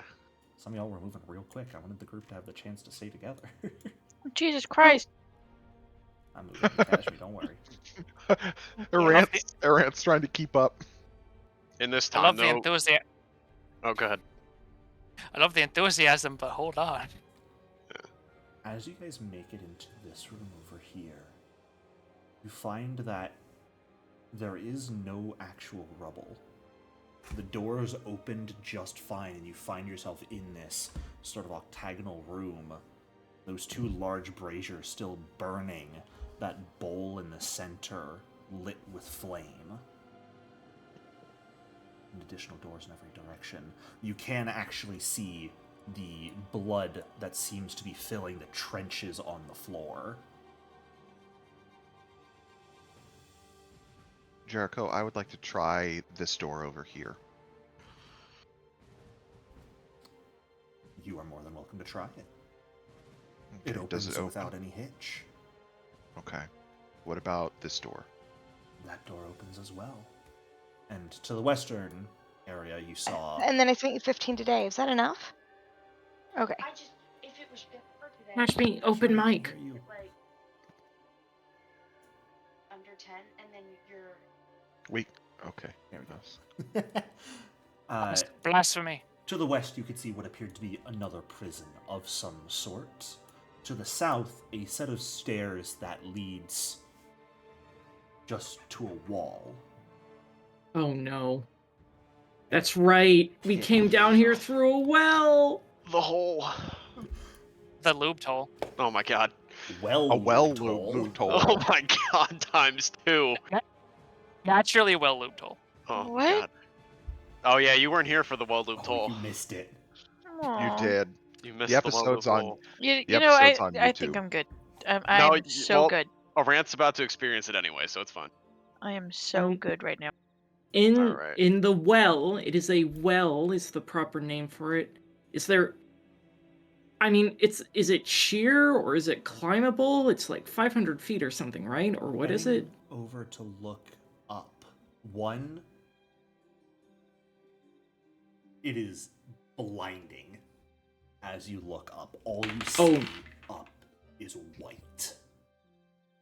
Through a It's the hole fuck. up about 300 feet up. Does it burn? No? You have Daywalker, I- do you not? I do have Daywalker. You're just fine right now. Okay. What you can see is the sheer walls of this well seem to be coated in this, like, tough, almost rubbery-looking green material. I reach out and touch it. I was gonna say, Sarian will reach out and touch it. You touch it, it's like putty, almost. Mahari And It's dry. will. extraordinarily cold to the touch. It's dried out.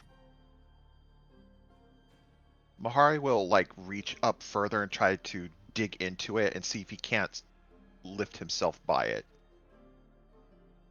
Strangely enough, it seems to hold your weight just fine.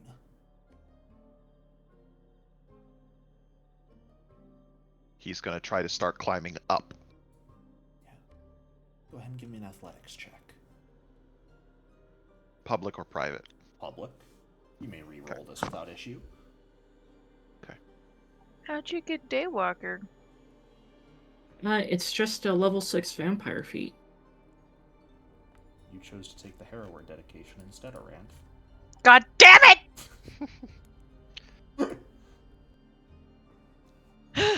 All of you watch as Mahari just very slowly begins to start reaching up, digging his fingers into this putty-like substance on the wall, and just starts climbing out. Okay, well. Solomon will follow suit. Alright, ladies, come on. So the one thing with Daywalker is I'm still weakened by sunlight. Yes, you are so still if weakened by it, but you cannot be destroyed by it. Yeah, So but when I touch the white light, I don't feel any ill effects. at the moment, no. Okay, let's climb. All right. Does Arant? No. Okay. I don't trust it. Solomon's like feral, throwing himself up the wall, basically. Oh, did you modify my age for me? I modified everyone's age. Everyone's age has been increased by the amount of time that has passed. Good catch. You all begin just power climbing this long well to the top and beyond. And I don't have a map for the place you guys find yourselves, so I'm just going to put everyone back on the Geb map. Because that's the good map. We can delete all those tokens, bring everyone's new token in. Look, it's our friends. It's the party. Hale and Hardy, absolutely on Galarian right now, right? Uh-huh. Mahar, So, yes. you make your way to the top and out of this well, right around the same time as Solomon, who's actually climbing a bit faster than you. As the two of you pull yourself up, the first thing you feel is an extreme biting cold. Your breath... Well, actually, I don't think any of you have chosen to breathe as undead, so never mind, you're not breathing. I forgot. I can I say think I Amira decided not to breathes. breathe. Okay. Yeah, you do For not Solomon, I have to, but think- you can choose to breathe if you would like. I think Solomon would kind of breathe, not out of necessity, but just, Sure. I don't know. Okay. It gives a more intimidating presence, especially when he's kind of in a That's fair. feral mode. You can see your breath as it leaves your mouth, forming just a cloud of frost in front of you. You find yourselves blinded by swirling flakes of snow. Something I don't think any of you have experienced during your time in Gab. Snow? Holy moly. But a blinding white landscape of snow stands before you. You can see sort of frozen over stonework making up the ground where you are. In the distance, you think to the east and west, large walls stretching a couple 100 feet tall, but ruined and collapsed. Those sections that still standing, half frozen over in massive glacial formations. Clouds cover the sky with just white snow falling from them. You have no clue where you are. And none of you are prepared for the snow. Nope. That's okay, right? Because we're undead, haha. You still take cold damage, don't you? God damn it. So, No, you don't actually they're necessarily out, need to keep your body warm to survive, hilariously enough. Well, yeah, we're undead. We don't. So, I It's would just actually realistically say ridiculously you guys are mostly uncomfortable. unaffected by cold temperatures. But it's just ridiculously uncomfortable. Yeah. Great. Especially after being trapped for so long and having a decade like that, you finally got free and were finally able to like loosen your muscles a little bit and unstiffen yourself. And as soon as you get up here, you instantly freeze up again and feel yourself hardening in place. Son of a bitch. It sucks. alright. As soon as we're out, what time? Is it like later? Daytime? Nighttime? As far as you can tell, it appears like late afternoon. It's hard to tell. You can't really see any light through the snow. It's just this white land surrounding you all. But there's ruins in front of us, right? It seems you are standing in the ruins. Can I make a recall knowledge to see if she recognizes any of the, if there's any like patterns or if there's any kind of, structural integrity left that she could maybe identify? Absolutely. Wahoo! Also, now that we're in better light, anyone looking can see that Solomon has traits identical / akin to zombie. Oh. Interesting. The zomboid.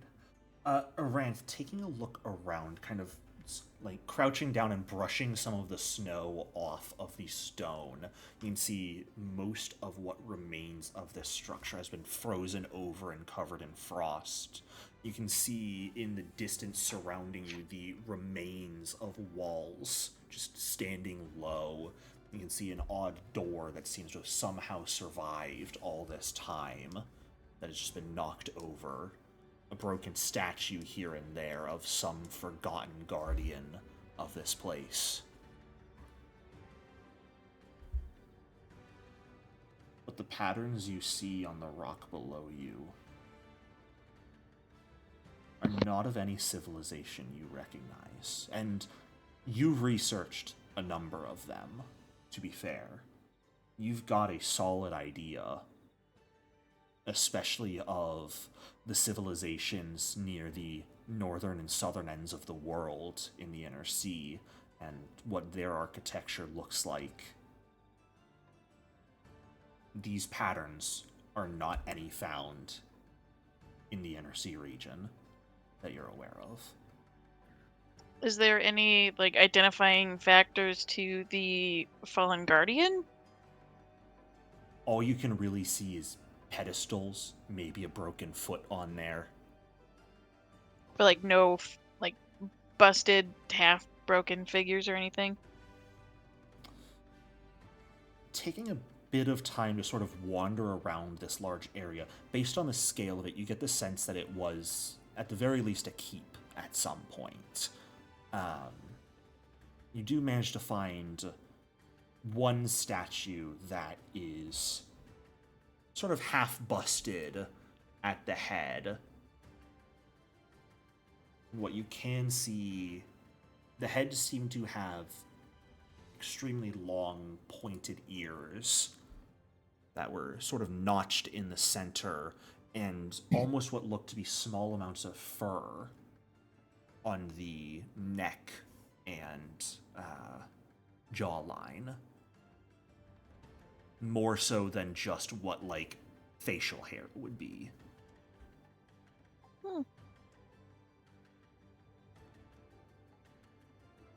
It definitely appears elven in nature, but not necessarily a type of elf you've seen before. Uh-oh. Amira, taking a look around at this as well, you pretty quickly come to the exact same conclusion as Aranth. You guys are not in the Inner Sea region, most likely. Not in Kansas anymore. But it does feel like daytime, and the fact that neither of you feel affected by the sun, I don't know if it's concerning to you at all. A little bit, yeah. Mildly. Can we press on? Or do you all need to rest? Aranth would definitely, if there was like a corridor or anything from the fallen door, then she would walk into it. Sure. Like a small You out in hallway the or open right something. now? Yeah, you guys are able to find some very small pockets of shelter in this area, I'd say, not without too much trouble. Where maybe the walls are a little bit higher, still standing, and you're able to find just a brief bit of respite. So we're camping first then? Yeah, probably. Okay. I'll use Forager Amira then would to help. prefer to keep going on, but if people need to rest, then... Well, I think Aranth is more interested in figuring out if they are anywhere near any of the like, her That- culture, like the returners, or something. That makes sense. Like, probably not a good idea to start wandering around without too much information. Yeah. Because her parents glad are I- both So, return her Solomon, elves. before you roll, it's kind of hard to subsist in a snowstorm. Keep in mind that. So- Fortunately, it bumps anything less than a success to a success. Which is why I was debating even letting you roll here, because it isn't really something you can succeed at the moment. Especially looking around your immediate surroundings, there is no sign of life at all. No sign of anything edible unless you think you can eat snow. I guess that makes sense because I don't have planar survival. Yeah. Well, granted, this isn't a different plane, but... Well, it's kind of the same thing, It's where kind like of even the if there's same nothing thing. that's or even if it doesn't seem like there's anything there, planar lets you still do it. But I don't have that, so.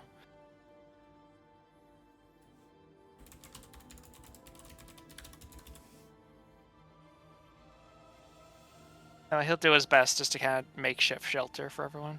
Yeah. Whatever he can find.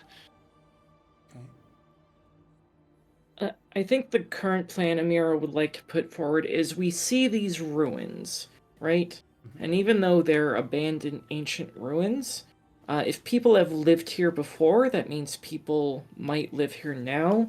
So maybe find a good vantage point and look around for more man-made structures. See if we can find anything of the sort.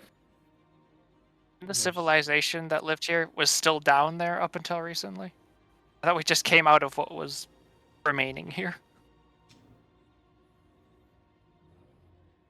Are we in snow elf territory? Perhaps Do we know that? a Oh. variety of snow elves at the very least.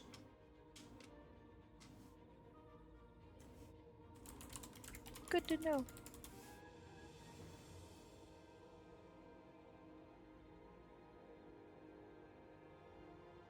The statue definitely looks elven that you saw. Would like to identify the statue with elf lore. You can try. Another recall knowledge roll. Do I have to do the lore skill? Recall knowledge has your lores attached.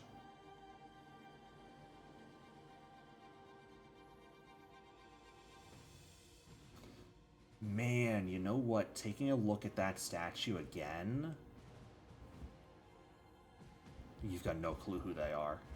I knew Looks that like an was elf. coming. That's about it, though. Damn it. Amira, if you were looking for potential vantage points, there are those two, remains of the walls at the very least. They are mostly covered in ice at this point, but there looks to be parts that could be climbed for a gander around the region. Amira will try and climb the walls and see if she can see anything. Go ahead and give me an athletics check. This is going to be a pretty difficult climb. Can I assist her or aid? Sure. Yeah, give her a How about boost. you go ahead and do it for me, Solomon? Okay. Are you taking me with you? I mean, you're on my back, so yeah, you go where I go. Nice. Okay, yeah. It takes a little while, Solomon. It's a harder climb than climbing out of the pit, because you had pretty easy, malleable handholds climbing out of the pit. This time it is finding your way up ruins, which, while there's a lot of open handholds, they're also pretty slick with ice at various points. So trying to find a way to climb up them can be pretty challenging on occasions. But taking a little while, you do eventually make your way to the top and are able to see in a number of directions. Go ahead and give me a blind perception check, taking a look around. I wonder what I rolled. wonder what you rolled. Could be anything. As you take a look around, you see just a white world. Barren, aside from what you initially think is mountains, and then you realize are just massive glaciers. similar to what has begun covering the wall you're standing on. Just these massive conical formations of ice that take up chunks of the region. Beyond that, looking in various directions, you don't necessarily see anyone else. But you do hear what sounds like a howl. Just faintly on the wind, making its way towards you. Oh, it's coming towards us. Like the wind is bringing the sound towards you. Oh. Do I have a general... Can I try and see if it's a general direction, or... To your left from where you're facing. Okay. At the moment. Which, we'll for now say is west. Ah. That's good. How high am I? How high up am I? Roughly 220 feet or so. Oh, goodness. Yeah, it's a big Okay, well, wall. I'm not jumping down, so... Hey, you could. I think you'd survive it. Yeah, you would. Yeah, So but it would you'll hurt land quite- in the snow. It's fine. Take 110 damage. I hope nobody's below me when I jump. I mean, Boom. I might be. Aren't you on my back? Or am I getting the... I mix mean, up. I don't know how you're gonna fall. Are you gonna land on your back? You might. Usually, I just pull a SpongeBob, ass first. It's cannonball. Yep. God, imagine if I put But a no, frozen I'll- lake right underneath you. I mean, I do have Underwater Marauder, so... Fantastic. You can fight the frozen piranhas that I have there. Yes. But no, he'll basically just slide down Okay. after getting his bearings and... Doing a Kinda sort of relay. Controlled fall. Get yourself Yeah, relatively just- safely down. Okay. basically just squeezing the wall so that he slides down, but doesn't just plummet. Sure. During this time, while you're climbing up and taking a look around, Aranth is looking at the architecture. Mahari and Sarian, what are the two of you doing?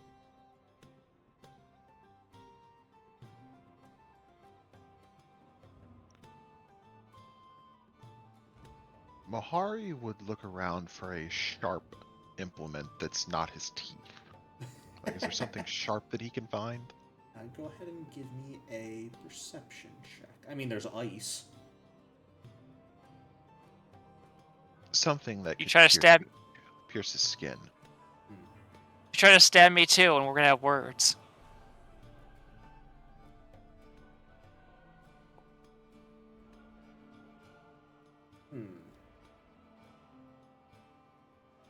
Taking a while to sort of traipse around these ruins as best you can, Mahari. You do eventually come across what looks to be an old, rotten spear, half buried under the snow. Most of the wood at this point has completely rotten away. What's left is sort of completely frozen over at this point. The head of the spear is rusted and pockmarked at this point, but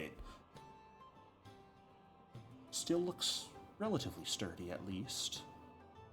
And sharper than anything else you've seen at least. Okay. So can I dig it out of the ice? You can just pick it up without much issue. Okay. I'm gonna test it on one of my fingers to see if it will... Cut? Yeah. Yeah? It's a little serrated because of the rust and a kind of pockmarking on it, but it absolutely does glide across your flesh and draw blood, which instantly freezes over. Not instantly. Second, I thought you pretty said quickly. For a second, I thought you were gonna say I'm gonna test it on one of my companions. Go stab Sarian in the back. We've had enough Shame. stabbing in the back recently. Just like how Gabbles did. Dun, dun, dun. Well, Gabbles will be destroyed in time. Leave Gabbles alone. No. Gabbles is the orchestrator of all this. The master. Then he definitely has to die. Are there Mahari, any- This will effectively work as a dagger right now. Okay. Are there any discernible markings on it, such as writing, symbols, something that would identify it as belonging to this people or that? Unfortunately, no. Especially with how rusted the metal itself is, you can't get any real glimpse of something that could be recognizable on it. Okay. Sarian, what about you? What are you doing? Well, while everybody else is investigating, he's kind of just keeping his eyes and ears open, listening to the wind, and and just wanting to make sure that nothing comes at them while everybody else is investigating. Looking around.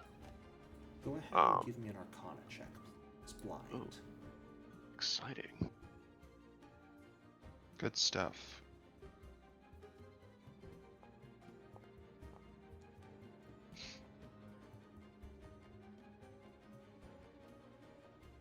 All right then.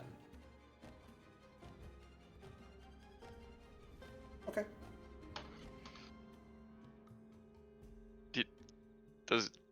Does he sense anything or?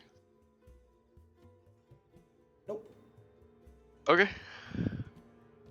If there's one thing you think you get after just taking a couple minutes standing there in silence, feeling the snow hit you, listening all around you, you feel like every single snowflake here, this entire weather phenomena, is imbued with magic. To what extent, you're not certain, but there is almost a storm of magic around you. Interesting.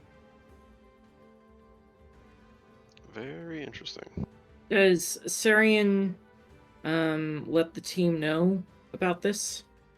Well, presumably, if everybody kind of just walked off, to do their thing, he'd probably have to wait for them to either return, for when the group moved off. But yeah, when they interacted again, he would probably let them know. Say around this time you all begin to come back from where you were, Rand sort of studying the architecture, Solomon taking a look at the surroundings, Mahari with the blade in hand, Amira making sure Solomon doesn't fall and die. As he slides down, Cajme would probably go, whee! From the sword. That's fair. It is quite chilly, Cajme. Whee!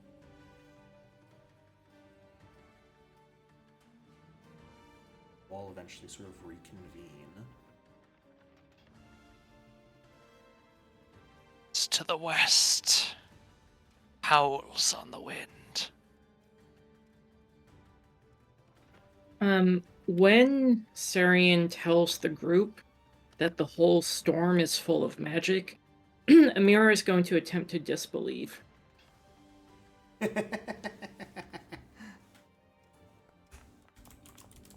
Him or the storm? The storm.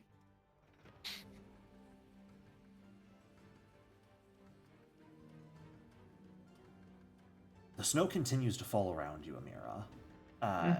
But at the same time, you do not get that same sense of magical energy imbued into the storm that Sarian is claiming.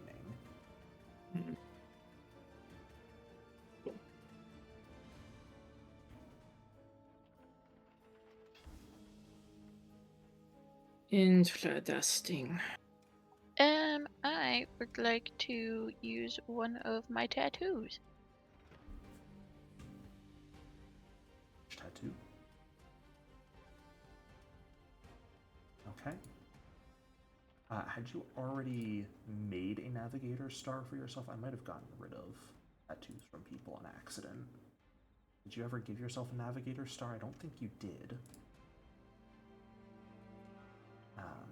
Were you taking that from your crafting tab, Aranth? Yeah, my known formulas. So those take time to actually craft onto someone. Ew. At the very least, a day, and that's assuming you have the tools and supplies to make them. Which at the moment don't necessarily have. You could look and see if you can find anything that could be used to make that.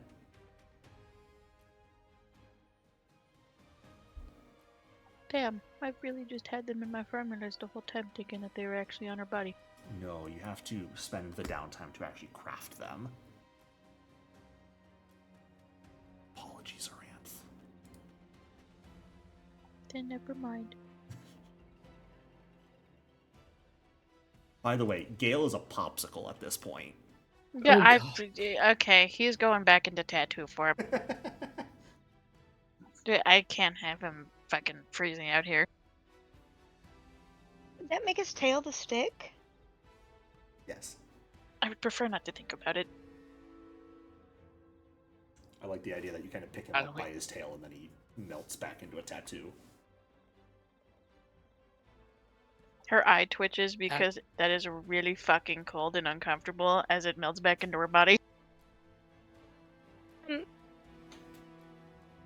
Now's about the time that- I'm sorry, go ahead. Shall we investigate? Yeah. Is that my dog? Is that your tail? Solemn is confused. You all hear Cajme say this.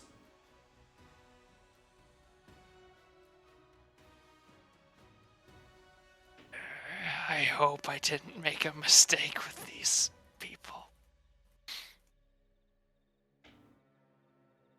I wish you were real.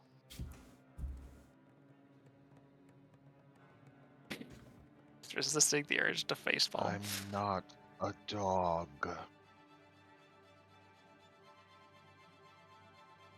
Now I know I'm a sword, but like, I want you guys to know that you can absolutely feel all of my whole self just like my head just fall down because I really thought you were my dog. You have the Oh, good. current mind. You have the current mindset of Pyro from Team Fortress. Amira, as Cajme, kind of talks like this and continues to think that everything is fake. She's just gonna get a sad look on her face, but gets back to thinking about the situation and how to get out of it. Heading west seems rational if we at least heard something from that direction, but who knows? We'll say it is. Solomon's getting, just gonna start. as far as you can tell, pretty late at this point. Guess we will have to make shelter. And at Solomon's that point, basically just Aran gonna start. would Go ahead. probably start to find the materials, maybe, for her tattoos. Solomon's just gonna start making an igloo. Sure. Mahari will help Solomon make the igloo. Fantastic. I guess Sarian will join in on the fun and help make the. All right. Amira, what are you doing then? Aranth goes wandering off on her own. Solomon, Sarian, and Mahari start building an igloo.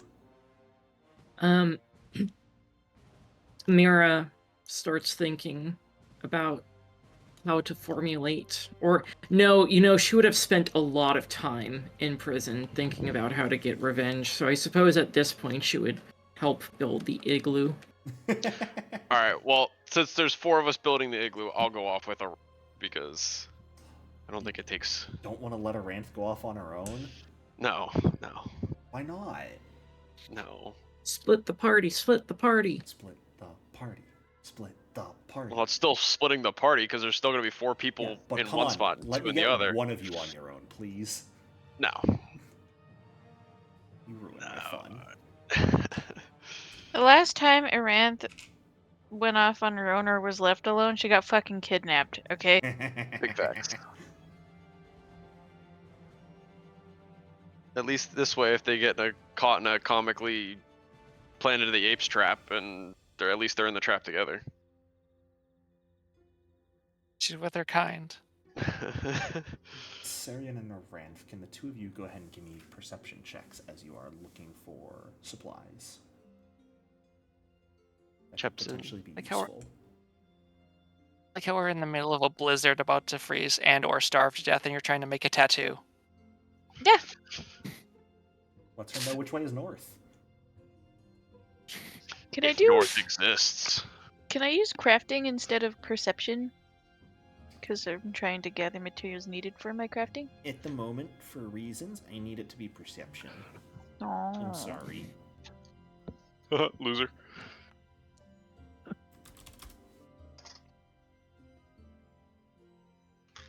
Why is it when I want y'all to roll well, you can't? God damn it! Don't. Oh, God. When you don't want us to roll well, that's when we roll well. I know! It's a curse. Forever plagued by it. Okay. Unfortunately, as you guys spend the next hour or so sort of wandering off, trying to find supplies, it's barren. You thought you might find something, especially with the fact that Mahari had managed to find an old blade, but it's empty. Well, tried.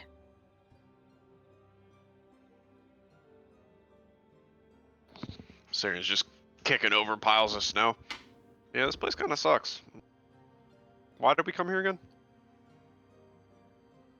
Just trying to make materials. Right. Make materials. Not for any survival reasons. Alright, well.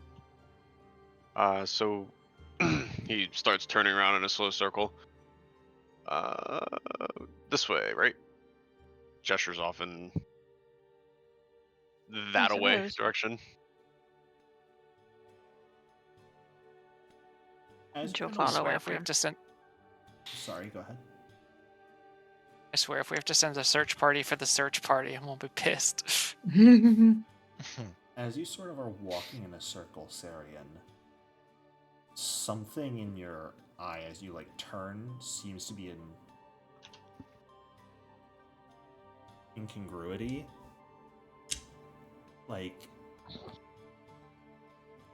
Almost like a clump of snowflakes seems to move, as if some of the falling snowflakes have clumped together into something larger that just... You didn't notice at first because it didn't look like it was moving, but as you turn your head to look away from it, you think you catch it moving a little bit. He pauses mid-step and looks towards said awkwardly placed clump of awkward snow. You saw that too, right? Please tell me you saw that too. So what? The A clump fucking of s- a awkwardly fucking snowdrift? misplaced. Listen, it moved. Okay? As snow tends to do when the wind hits it. Oh, come on. Are you What? we're in the middle of whatever A this fucking place is. snowstorm? Yes, Listen, darling. I know. listen, my dear, listen. He holds his hand out and does the pump the brakes motion. Hold on a second here. Get your Humor fucking me, hands out of my face. humor me for 5 seconds. 5 seconds, that's all I'm asking. You have 5 3 seconds left. The snowdrift fucking moved. They Humor me. argue like Just they're humor already me. married. Humor me. The snowdrift moved. You saw Okay. it. I'll humor you. And she Okay. kind of like scoots in front of him and she looks at the snowdrift. Just stares at it. How far away is the snowdrift to them? You know. Like 20 feet away. Oh, okay, all right. Sarian says, "All right, you know what? I'll just fine. You know what? You're not gonna humor me. You don't believe me. I'm listening to he- you no, right no, no, no, now. no. But, I'm Oran, looking at the Oran, fucking Oran, snowdrift my right dear, now. my dear. Its Listen to eyes me. open. Oh, for the love of What? Oh! What the fuck? See, I told you the fucking snowdrift moved. You told me it moved, not that it had fucking eyeballs. I didn't see the eyeballs.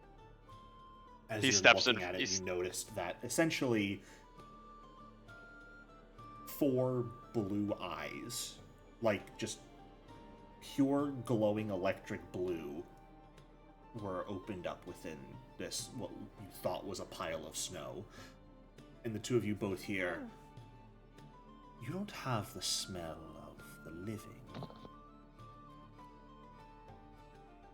Why did Snow just talk to us? How long have we been underground? Actually, I'm thoroughly convinced that we're actually not alive anymore, and we just, be in whatever serves as this cruel, sick afterlife. darling, I haven't been alive for You probably about know what I 300 meant. years, so You know what I meant. I don't really know or remember exactly what that feels like. But Okay, hold on. Pump the in brakes the for a second. spirit of humoring you, my dear, yes, I know. Flutter's understand. balls dropped. I just what? What'd you say? Flutter's balls dropped. His voice got deeper. Hold on for 5 seconds, okay? The fucking snowdrift moved, and it has eyes, and it just Now it's talked to us. talking. Yes. I am not a snowdrift. Then And what are you then? oh,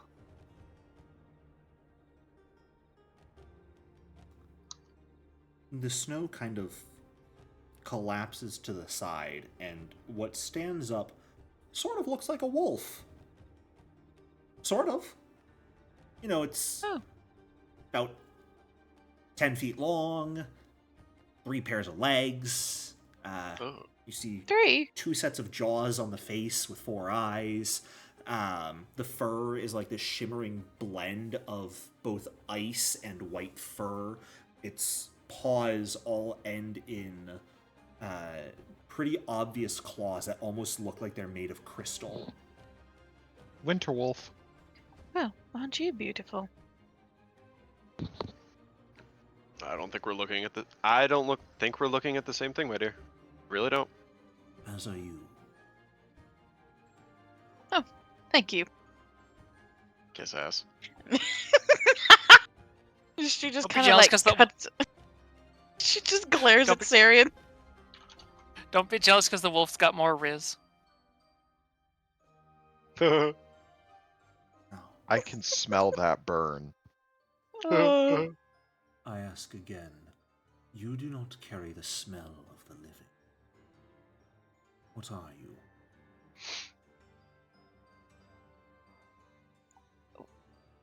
I feel like we're supposed to be honest here.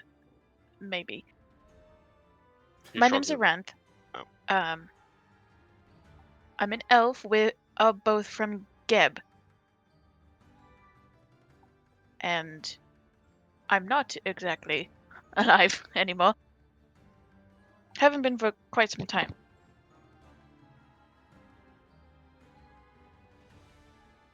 And he is half dead, half undead.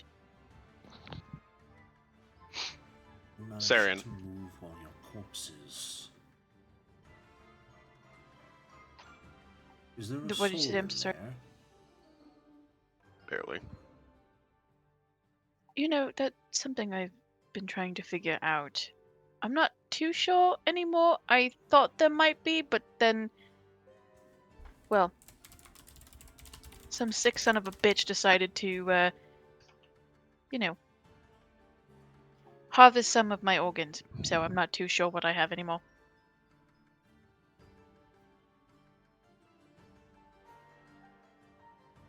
No, I'm all me. You don't have to worry about me. She's the one with the freaky soul situation going on. The left heart. eyes both sort of squint. And brain. And, you know.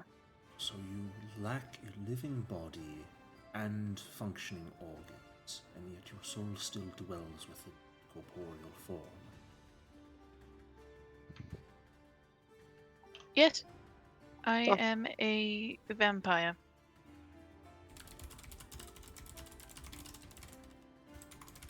A little bit of a tricky situation, even still, so.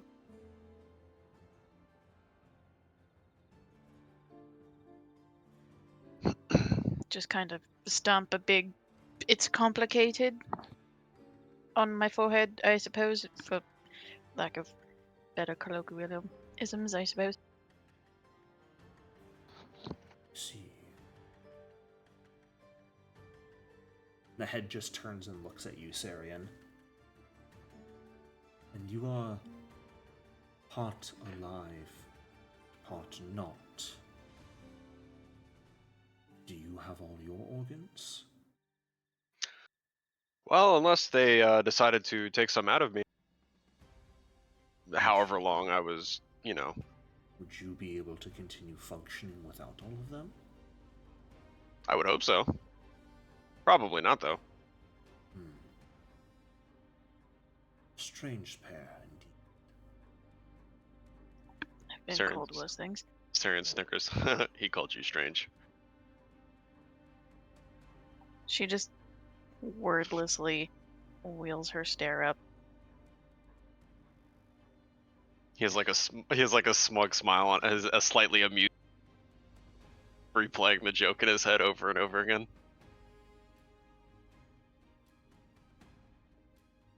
Why do you These he find thinks I'm yourself beautiful. in my domain? I'm quite curious as to what or who you are, to be able to figure that out.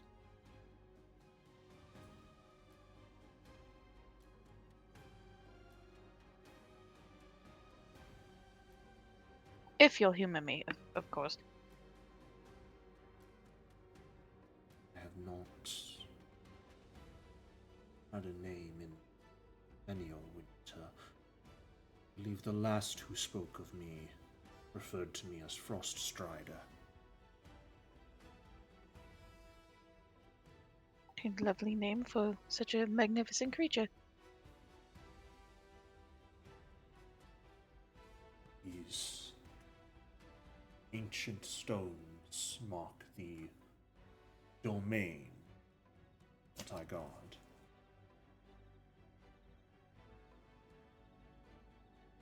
Are you a spirit? No, I am a living creature. This is simply my home when the weather is like this. Weather is not, I cease to be. Sounds mildly unenjoyable. Well, what enjoyment is there to be found in staying in a place that does not suit your existence? Precisely why we're trying to figure out where we are so we can go home.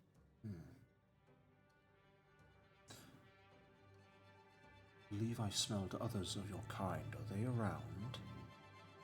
Just outside, yes. We...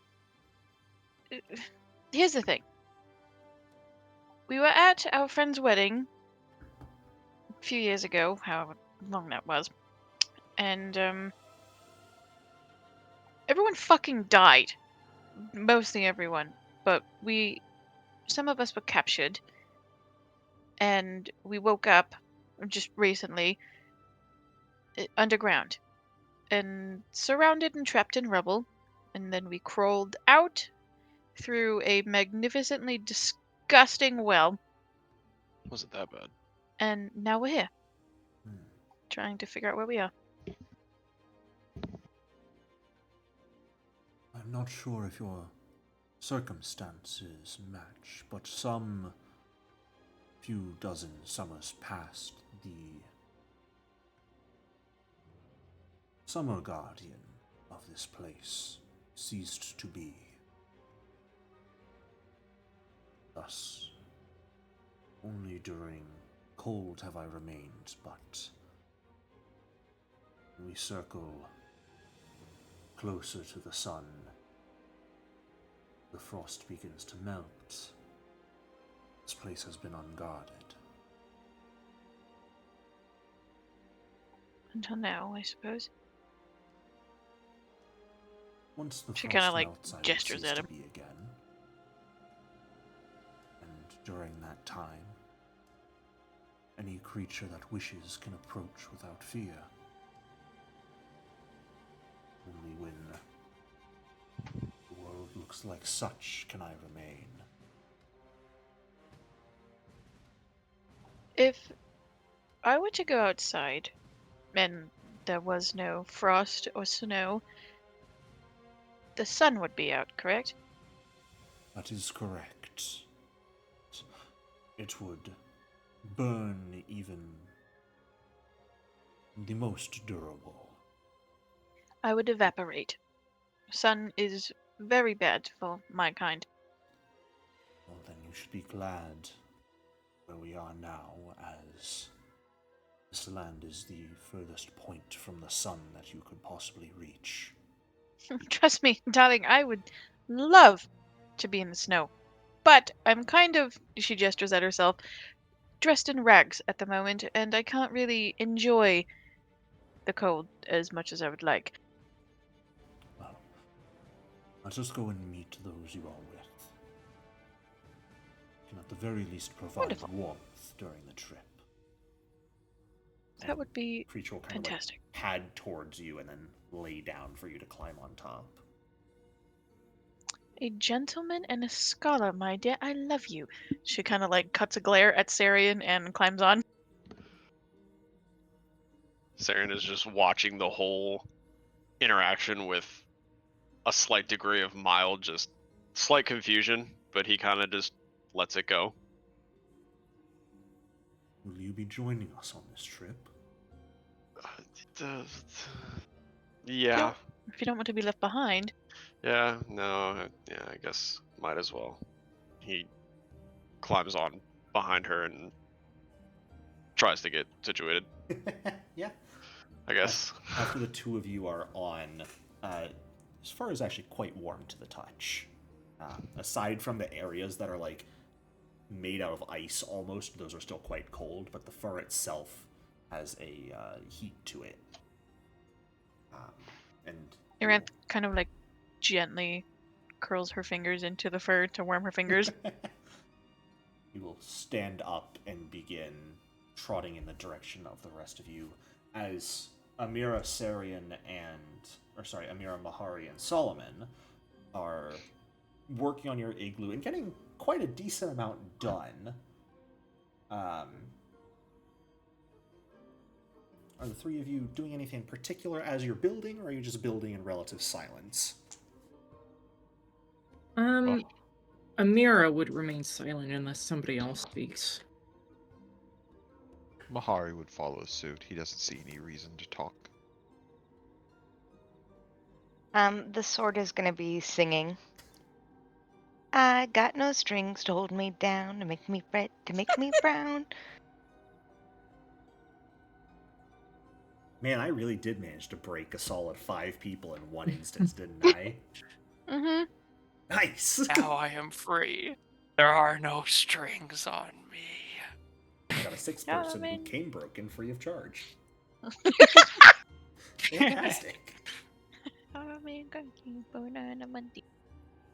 As you guys get about 2/3 of the way through to 3/4, getting pretty close to done with your igloo, the sound of movement, what sounds to be like multiple people kind of jogging in your direction, reaches your guys' ears.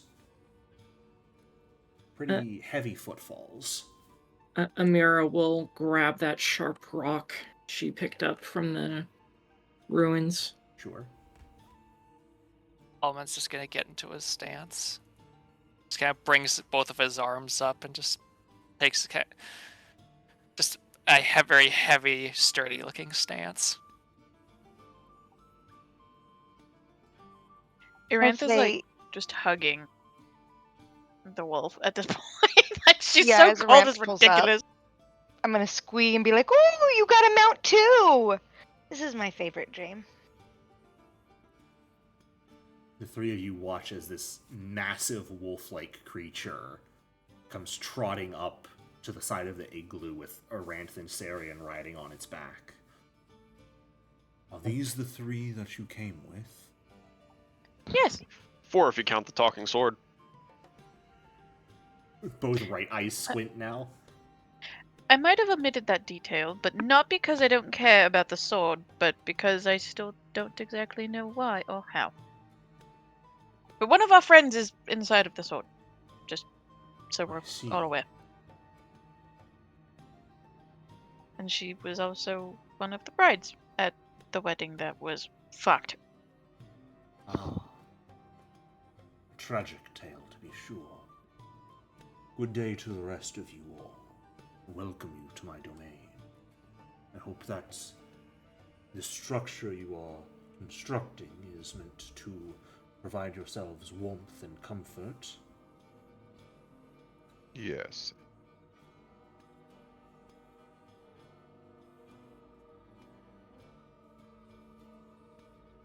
It looks like it, yes. Wonderful. Well, please enjoy your stay here for as long as you would like. Should you need anything, please do not hesitate to reach out. Well, my dear, where are we exactly, aside from your domain? Those I have heard speak of it call this place the Wanderer. Not again! What, you thought you'd be free of Triaxus? No! Forsooth. Do you happen to know where the nearest civilization would be, just so we can go there once we gather our bearings? Give me one moment. I apologize to interrupt. The wolf said how many summers ago someone came along?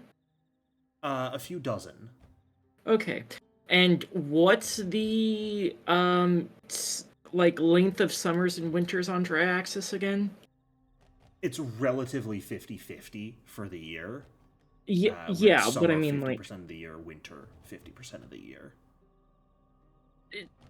I was thinking more the fact that Triaxus has such a weird orbit. Oh, that, I completely forgot about that. Oh shit, you're right. Don't worry, it's fine.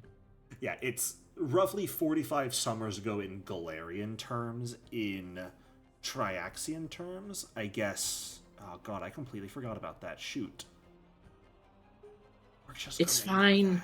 Yeah. I was just being a lore. Especially because I'm looking at the orbit length of Triaxus right now. Yikes.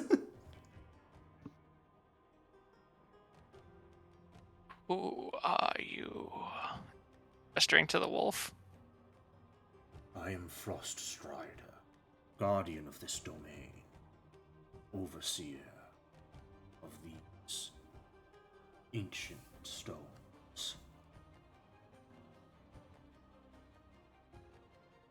I am Solomon. Just kind of nods his head No towards you. No titles, nothing fancy. He just introduces himself, drops the stance, goes back to working on the igloo.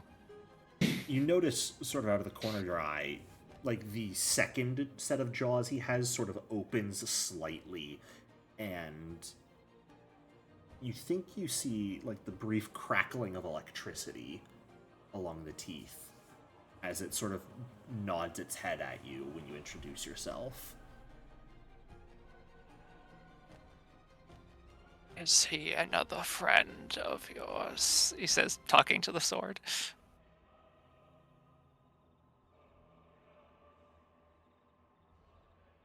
Kashmi? You're muted. Catch me? Are you real? I am in fact a being that exists, yes. Are you real? I feel like that's something that somebody that wasn't real would say. How do I know you're real? How can any of us know we're real? I believe myself to be real. I believe these individuals I'm currently speaking with, giving rides to be real. I believe you are real, whatever form you currently take. Wait. You're real? And you're real? And you're real? At this point, Amira will go and firmly but politely ask Solomon to hand her the sword so that she can console it. Hearing the freak out, he's just not in the mood to deal with this, so he's like, takes the chain off his back and just shoves it in her arms. Goes back to working. And Hey, thanks for so Amira- quiet. Amira, of course, will begin to console Sword Kashmi. Froststrider, Yes. would it be possible for you to send us to what we call home?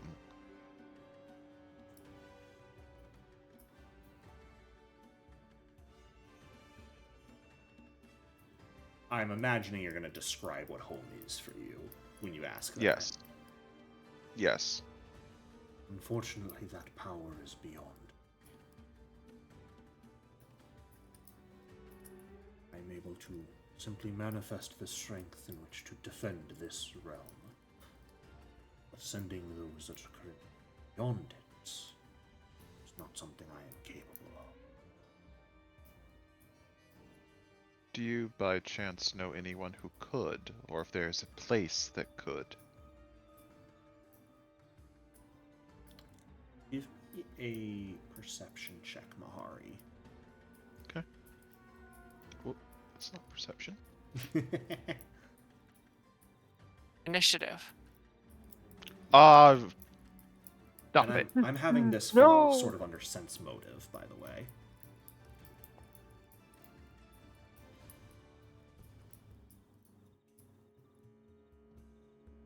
I am aware of some who are capable of travel such as what you are seeking. However, the cost they must pay in order to do so is not something they're willing to pay.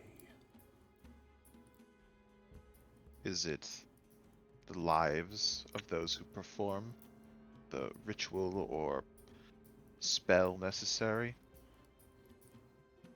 From my understanding of it, that is part of it.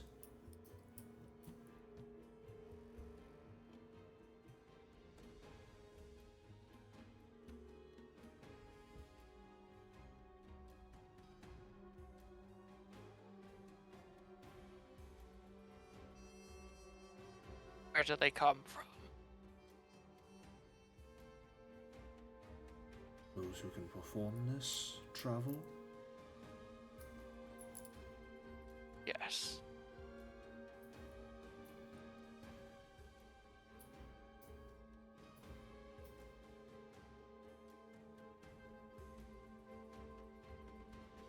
Where do they come from? Where do they go? The wolf Where do you is come hesitant from? to say. Pardon. Sorry. I was thinking the same thing, Ellie. It's okay. We all were. Intrusive thoughts one. If someone wants to use diplomacy, otherwise I gotta try intimidation. It's the only Yeah. other interaction skill I have. Amira will intercede at this point. And I think she honestly might, like, get on her hands and knees and bow to Froststrider. and just, like, straight up beg, like, please, please help us find a way out. Whatever you want in return, I will gladly give it to you, or do for you, or whatever else. It's not about whether it's something I want. But go ahead and give me that diplomacy check. Mm-hmm.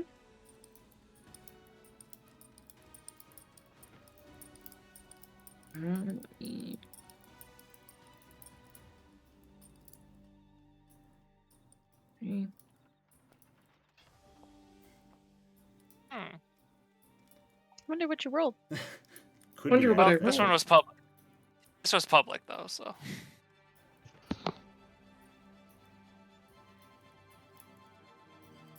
There is only one creature anywhere nearby that currently has the power with which to perform that sort of transportation.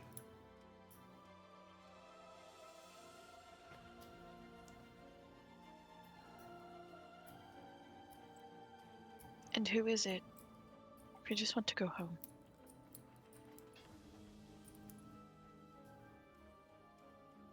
Are you willing to sacrifice anything to get home? She kind of looks at her and her friends. There really isn't anything that we haven't given up already. We didn't ask to be here. I don't really know what else we might have to lose.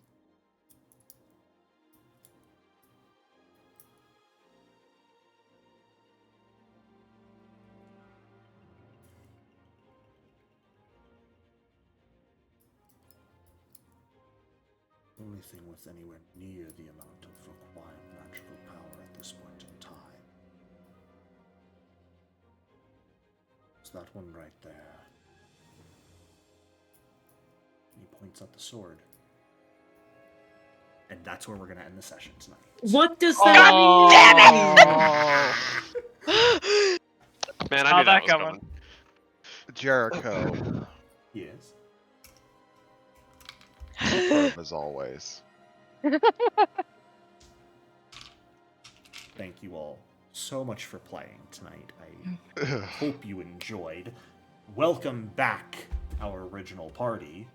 Yep. It's Yep, about yep, time. yep. This strange place you find yourself in. I will see you all Indeed. next week for a decision that might need to be made. Mm, I Can't hate wait it. for boy, oh boy, oh boy.